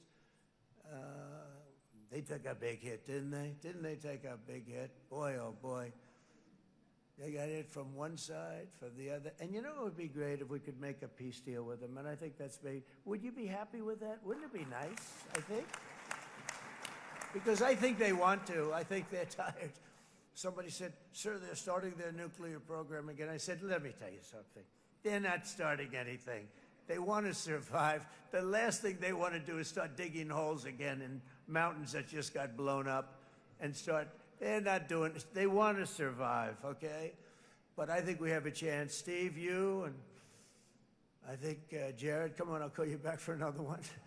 We always bring Jared when we want to get that deal closed. We bring Jared, but Steve, you and Jared and the General and Pete and Marco, you'll get that deal done easy. I think that'll be easy. But first we have to get Russia done. We got to get that one done.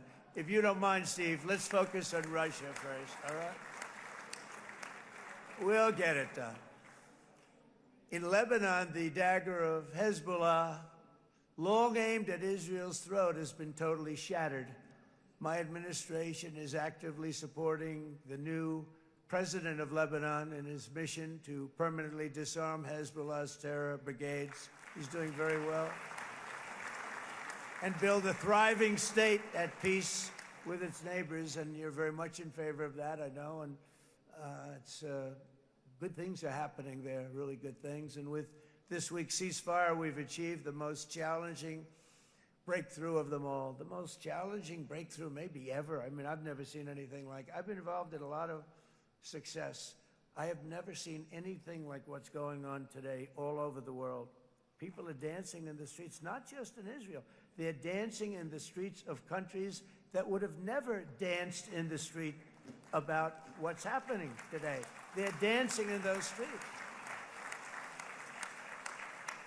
So this long and difficult war has now ended. You know, some people say 3,000 years, some people say 500 years, whatever it is.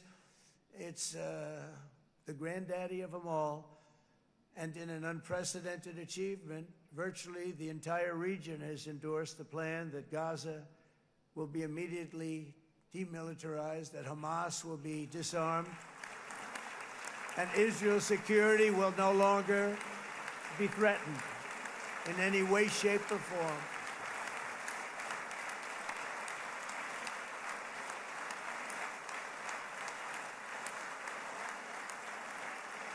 So Israel, with our help, has won all that they can by force of arms. You've won. I mean, you've won. Now it's time to translate these victories against terrorists on the battlefield into the ultimate prize of peace and prosperity for the entire Middle East. It's about time you were able to enjoy the fruits of your labor. Mr. Opposition Leader. I said he's a very nice opposition leader. I think, no, he's a nice man. Bibi, he's a nice man. Good. He knows what he's doing, right? No, a very nice guy.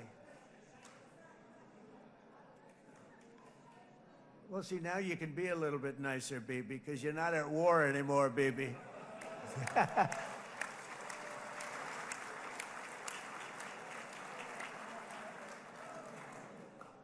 But only by embracing the opportunities of this moment can we achieve our goal of ensuring that the horrors of recent years will never happen again. You don't want to have to go through this again. 8 years ago, I came to this region on a very special first trip abroad as the President of the United States. I came here very early at your request.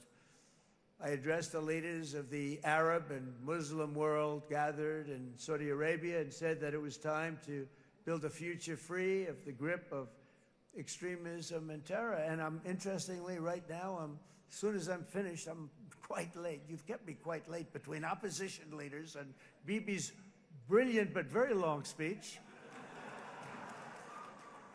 I thought I was going to run up here, make a speech, and then head to Egypt. It didn't work out, though. And you made a pretty long one, too, Sarah.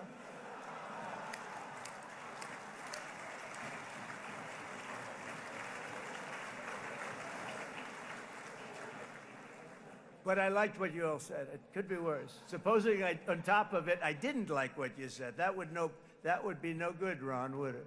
Ron, you did a great job, by the way, Ron.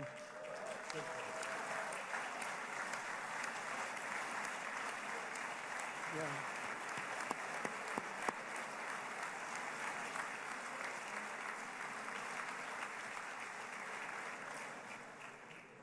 So I'm going to be meeting, actually, in a little while, I'm going to be meeting with the most powerful, the richest nations, really, in the world, although now, with the tariffs, the United States is by far the richest nation in the world, as you probably have been reading.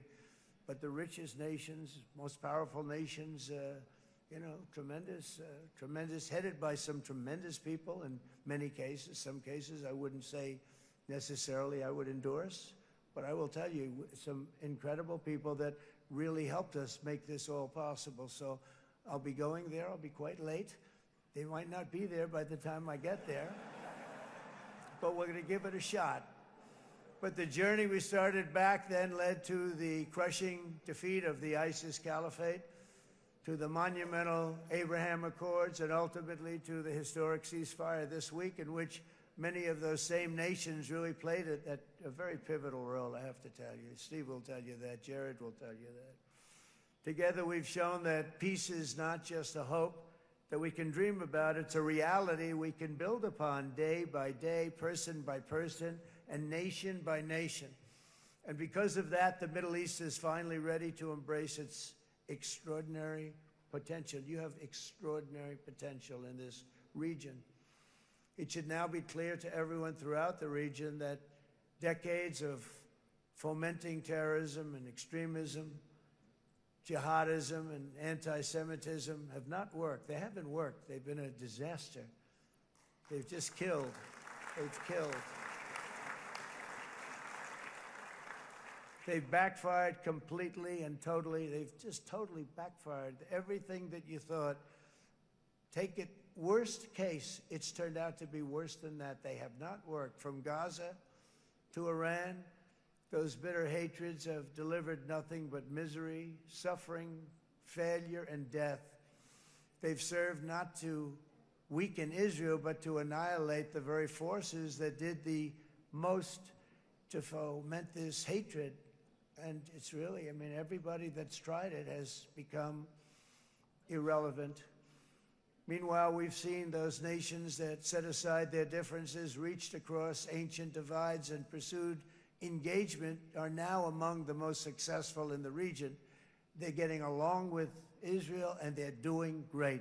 And I can tell you the 4 nations that joined the Abraham Accords early on, and you'd all be doing me a favor, and I'm going to be saying this in a little while to some other friends, would love you all to, is this right, Jared? Join up in the Abraham Accords. We have to join up and get together. You can have that whole thing filled out. We had a very weak administration, worst president in the history of our country by far. And Barack Obama was not far behind, by the way.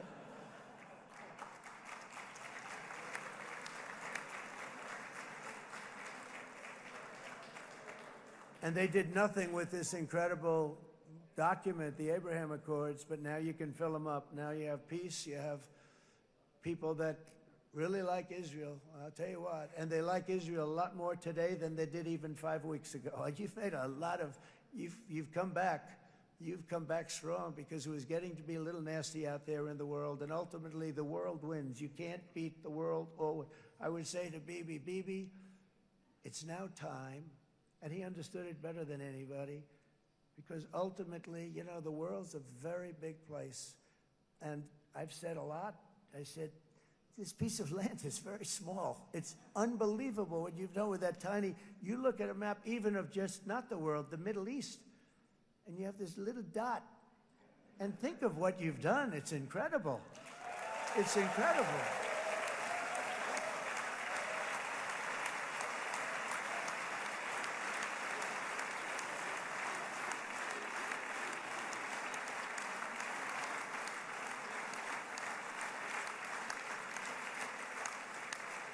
But the world is loving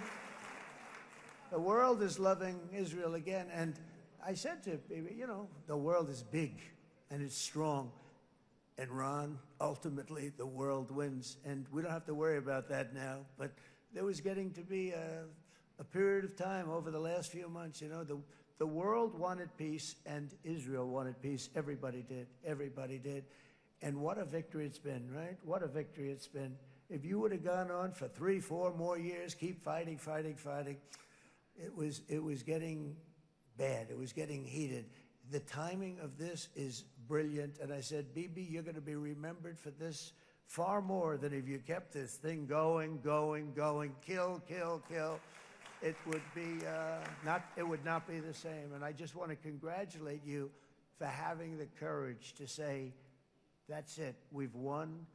And now let's enjoy our lives and let's rebuild Israel and make it stronger and bigger and better than it's ever been before. We're going to do that. Took a lot of guts.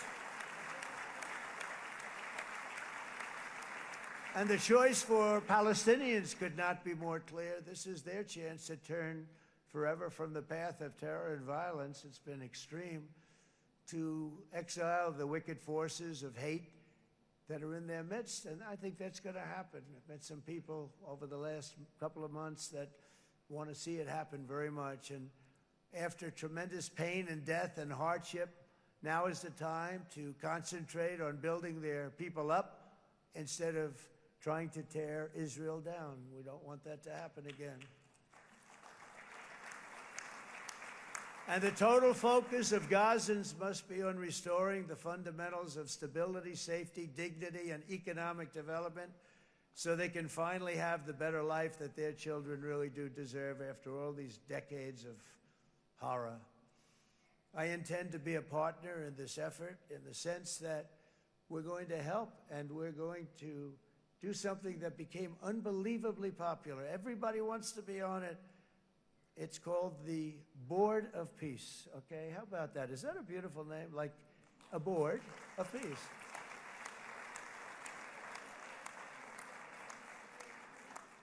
The only bad thing from my standpoint, every single nation involved has asked me to be the chair, and I'll tell you, I'm very busy.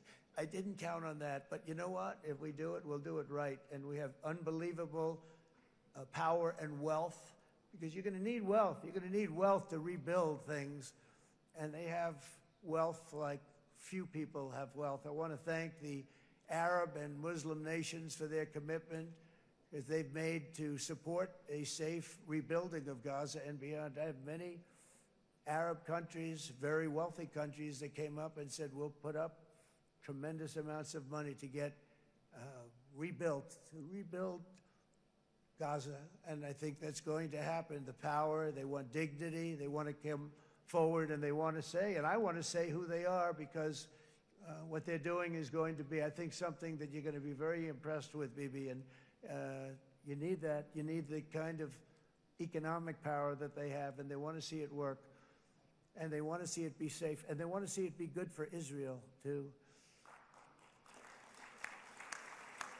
And as much money as it will be, and it's a lot, as you can see, it's a lot. For these countries, it's relatively little relative to their worth. It's really a lot of money like money, like most people could never even conceive, but for these countries, it's not that much, especially because it ensures success and stability in the Middle East, which is what they want to see. So many of them will be with us in Egypt in a little while, I think. I'm not sure. They may be gone. They may have taken their Boeing 747s and left. I said, what kind of a plane do you fly? 747. I said, that's a large plane. No, they may have. Steve, do you think they've left on their their brand new Boeing 747s? Or I don't know. We're going to find out soon. It's going to be a big story. There'll be 2 people left, and they'll be the 2 poorest ones.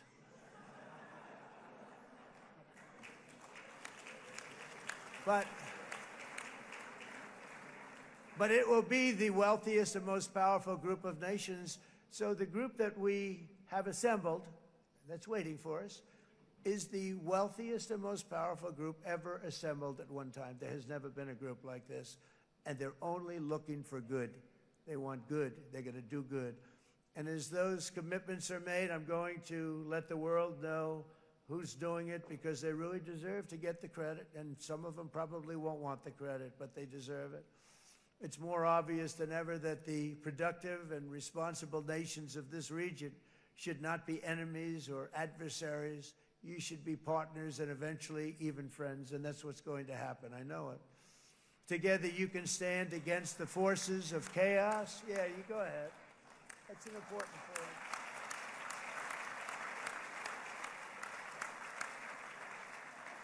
Because you can stand against the forces of chaos that threatened all of your interests, and it's always a big threat, and unleash incredible prosperity and opportunity for all the people of these lands, and that's what's going to happen. You're going to unleash numbers and success, the likes of which Israel has never been able to think of, because you're so firm, and you should be, and you've done the right thing in defending yourself.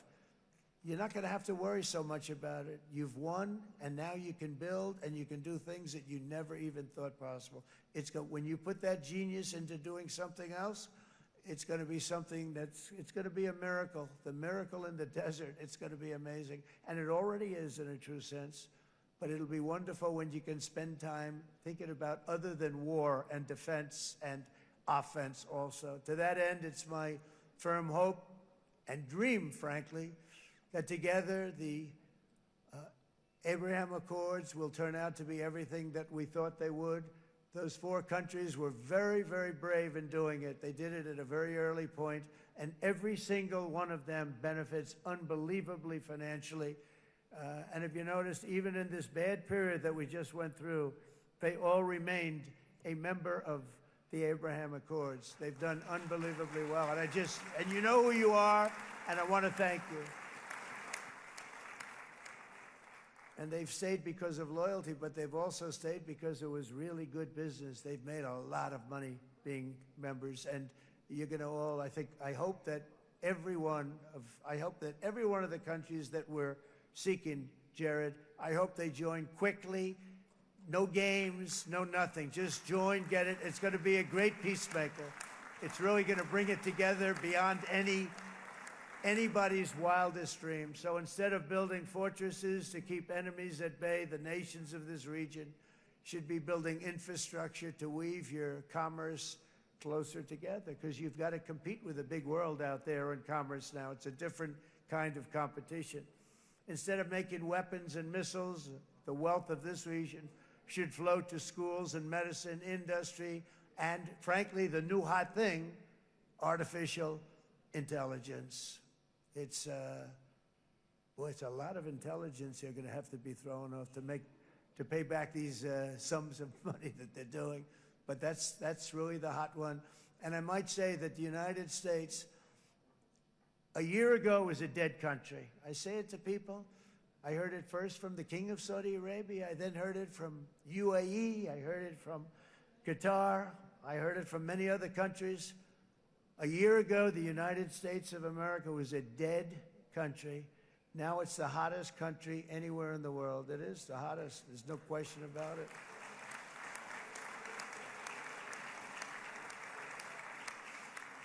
In fact, if you go back a year ago, before the election, although once we had November 5th, we became hot because people got it.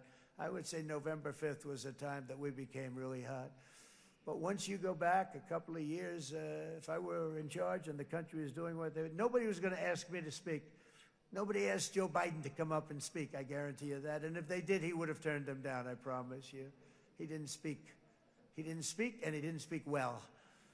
But all of the countries in the Middle East, it could have, what we're doing now, it could have happened a long time ago, but it was strangled and set back almost irretrievably by the administrations of Barack Obama and then Joe Biden. There was a hatred toward Israel. There was an absolute hatred. The setbacks really started when President Obama signed the Iran nuclear deal. This was a disaster for Israel, and it was a disaster for everyone. And I remember that Bibi Netanyahu came to the United States and worked so hard to try and get Obama not to do that deal.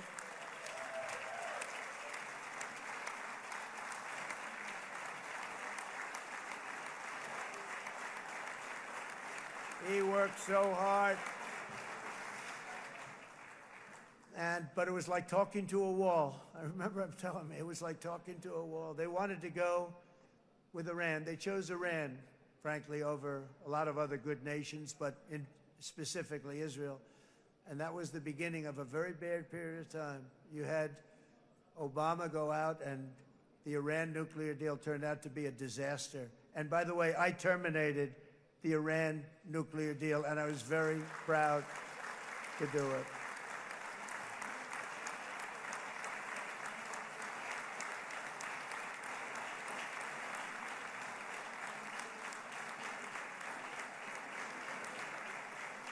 Yet even to Iran, whose regime has inflicted so much death on the Middle East, the hand of friendship and cooperation is open. I'm telling you, they want to make a deal. That's all I do in my life. I make deals. I'm good at it. I've always been good at it. And I know when they want. Even if they said, we don't want to make a deal, I can tell you they want to make a deal. All right, they do. They want to make a deal, and we're going to see if we can do something, because this is crazy what's happening, and we're not going to have this anymore. Neither the United States nor Israel bear the people of Iran any hostility. We merely want to live in peace. We don't want any looming threats over our heads, and we don't want to even think in terms of nuclear destruction. It's not going to happen, never will happen. There's nothing that would do more good for this part of the world than for Iran's leaders to renounce terror, stop threatening their neighbors, quit funding their militant proxies, and finally recognize Israel's right to existence. They have to do that. They have to do that. And to Iran, and as you know, this is not said out of weakness. There's no weakness. But I'm going to say this, that we are ready when you are, and it will be the best decision that Iran has ever made. And it's going to happen. It's going to happen. And they're good people. I know a lot of Iranians in the United States. They're good people, smart, hardworking people. They don't want to see what's happened to their country. The story of fierce Israeli resolve and triumph since October 7th should be proof to the entire world that those who seek to destroy this nation are doomed to bitter failure. The state of Israel is strong, and it will live and thrive forever.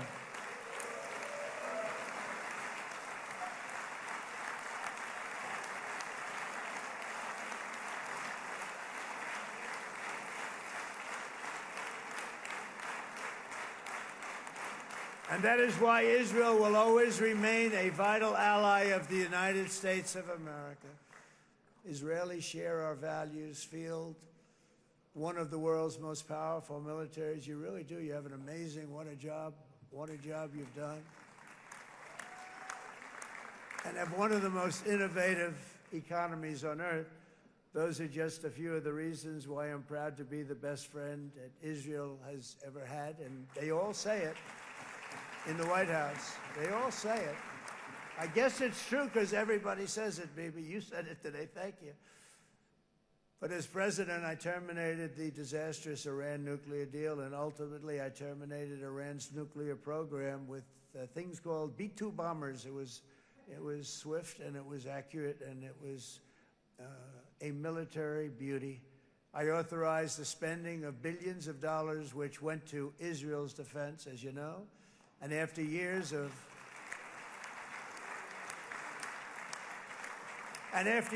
broken promises from many other American presidents, you know that, they kept promising. I never understood it until I got there. There was a lot of pressure put on these presidents. It was put on me too, but I didn't yield to the pressure. But every president for decades said, we're going to do it. The difference is I kept my promise and officially recognized the capital of Israel and moved the American embassy to Jerusalem.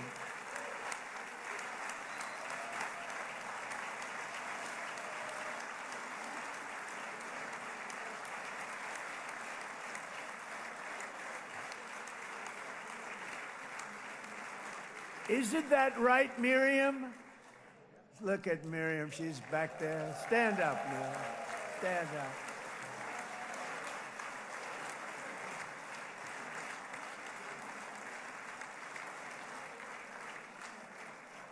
Miriam and Sheldon would come into the office. They'd call me.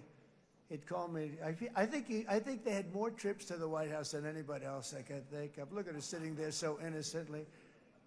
She's got $60 billion in the bank. $60 billion. And I think she's saying no more. And she loves Israel, but she loves it, and they would come in, and her husband was a very aggressive man, but I loved him. He was a very aggressive, very supportive of me. And he'd call up, can I come over and see you? I say, Sheldon, I'm the President of the United States. It doesn't work that way. He'd come in, we would do. But they were very responsible for so much, including getting me thinking about Golan Heights, which is probably one of the greatest things to ever happen to Israel.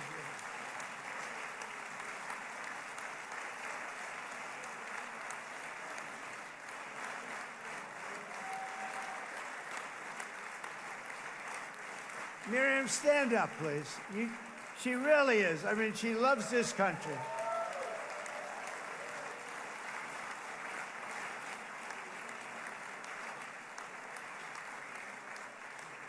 She loves this country. Her and her husband are so incredible. We miss him so dearly.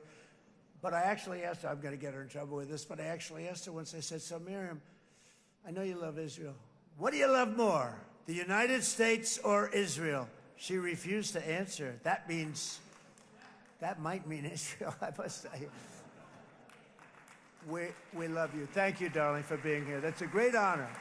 Great honor. She's a wonderful woman. She is a great woman. I've always stood for the people of this community, and I always will. I'll always be with you. I'm always going to be with you. I guess maybe something could happen to change my mind. Somebody that's really stupid gets into office and wants to do really bad things, but that's about it. We don't think we're going to have that happen. I hope we're not going to have that happen. And this man is a good man right here. These two men are good men right here.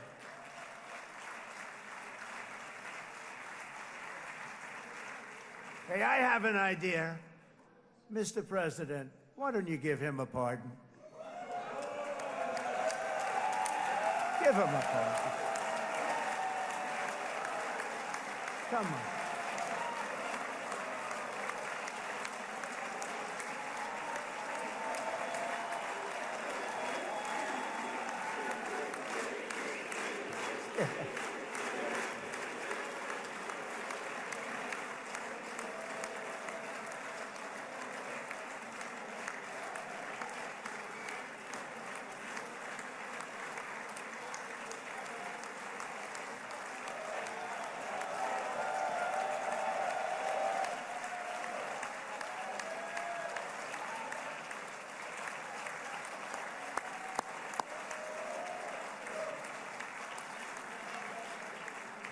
By the way, that was not in the speech, as you probably know.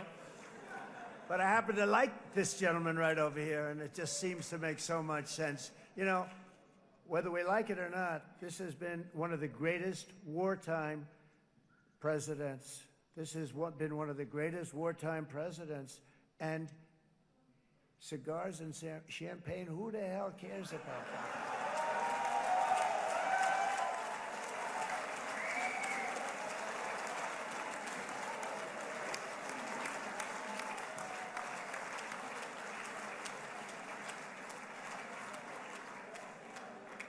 All right, enough controversy for the day, right?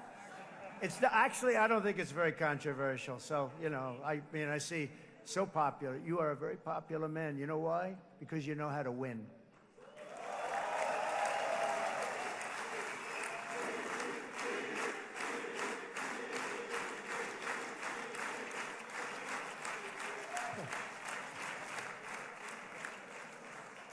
Over the past 2 years, I've met many of the families of the Israelis taken hostage and those that were taken hostage. Unbelievable. I've looked into their eyes. I've seen the worst nightmares of their suffering, but I've also seen something else, the beautiful love of the people, the love of people, frankly, that hold things together, the love that gives you the courage to carry on through thousands of years of persecution and repression and to emerge with the heart of David.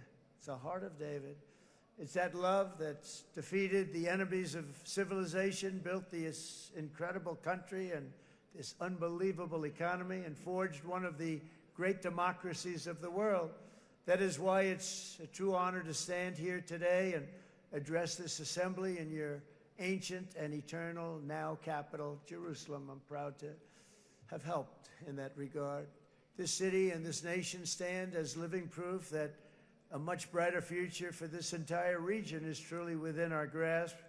For thousands of years, Jerusalem has been a home to Christians, Jews, Muslims, and people of all ethnicities and creeds. This is the holy center of the world's three great Abrahamic faiths.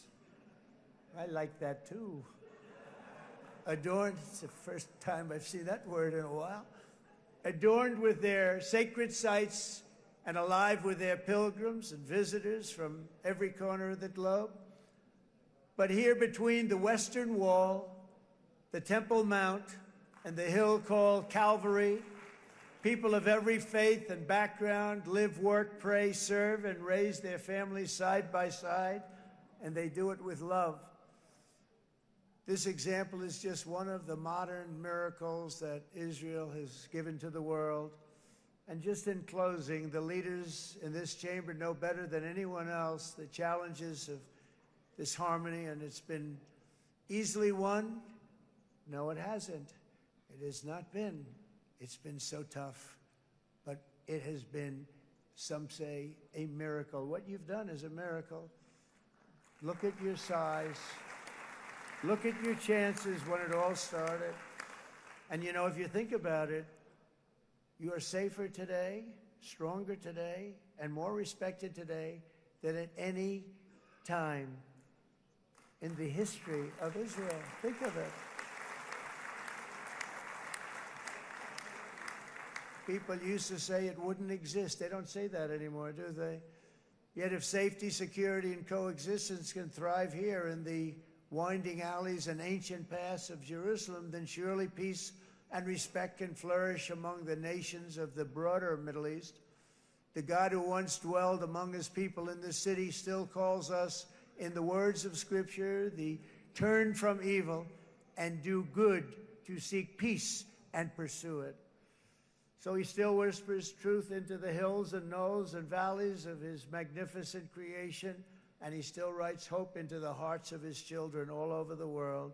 And that is why even after 3,000 years of pain and conflict, the people of Israel have never given up from the threats of Zionism, from all sorts of threats.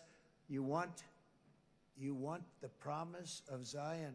You want the promise of success and hope and love and God. And the people of America have never lost faith in the promise of a great and blessed future for all of us. From the very first day that modern Israel was founded, we have stood together through thick and thin of setbacks, and through victory and defeat, through glory and heartache. We have built industries together. We have made discoveries together. We have confronted evil together, and we have waged war together. And perhaps most beautifully of all, we have made peace together. And this week, against all odds, we have done the impossible and brought our hostages home.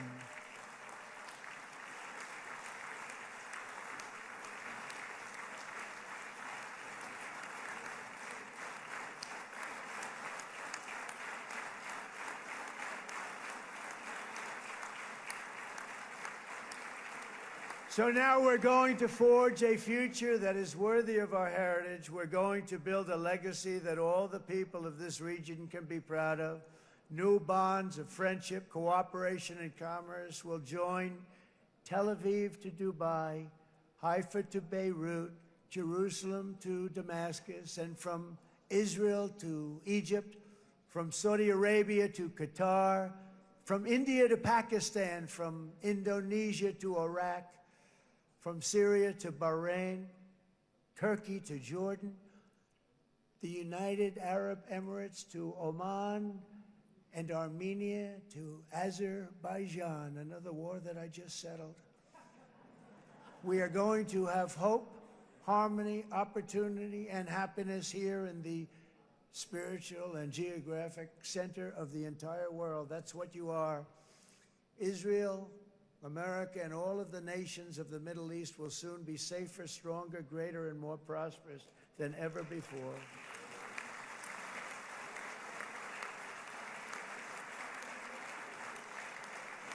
And I want to thank you all once again for this exceptional honor. This has been truly an honor. It's seldom that a president is invited to do this. And I love Israel. I'm with you all the way. You will be bigger, better, stronger, and more loving than ever before. Thank you very much. God bless you. God bless the United States of America. And God bless the Middle East. Thank you, everybody. Good luck. Thank you very much. Thank you.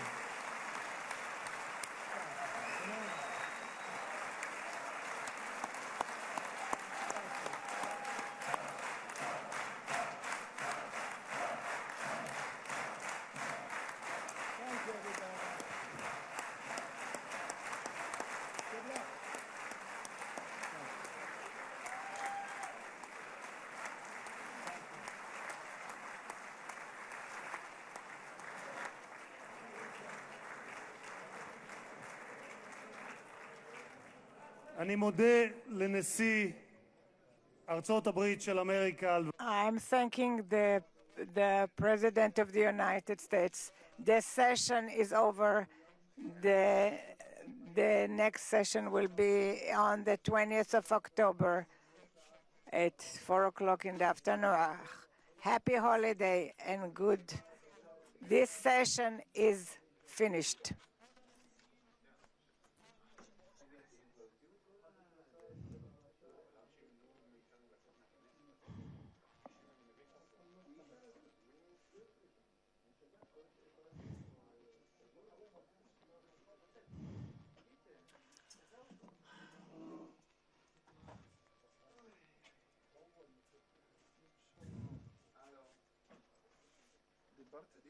כן, שומרות, תיקחו מונית. כי זה למאזין שלו. מה זאת? תיקח מונית והם יחזירו לנו כסף.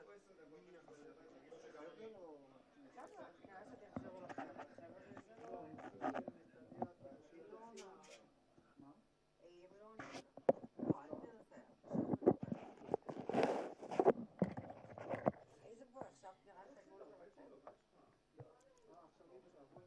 לא, והיא גם תדבר על עניין הכסף, על זה שזה היה. כאילו, אז מה, כאילו... Problem is here, unfortunately, under the circumstances. כאילו, נשלח לה את ה... So shows for the tax.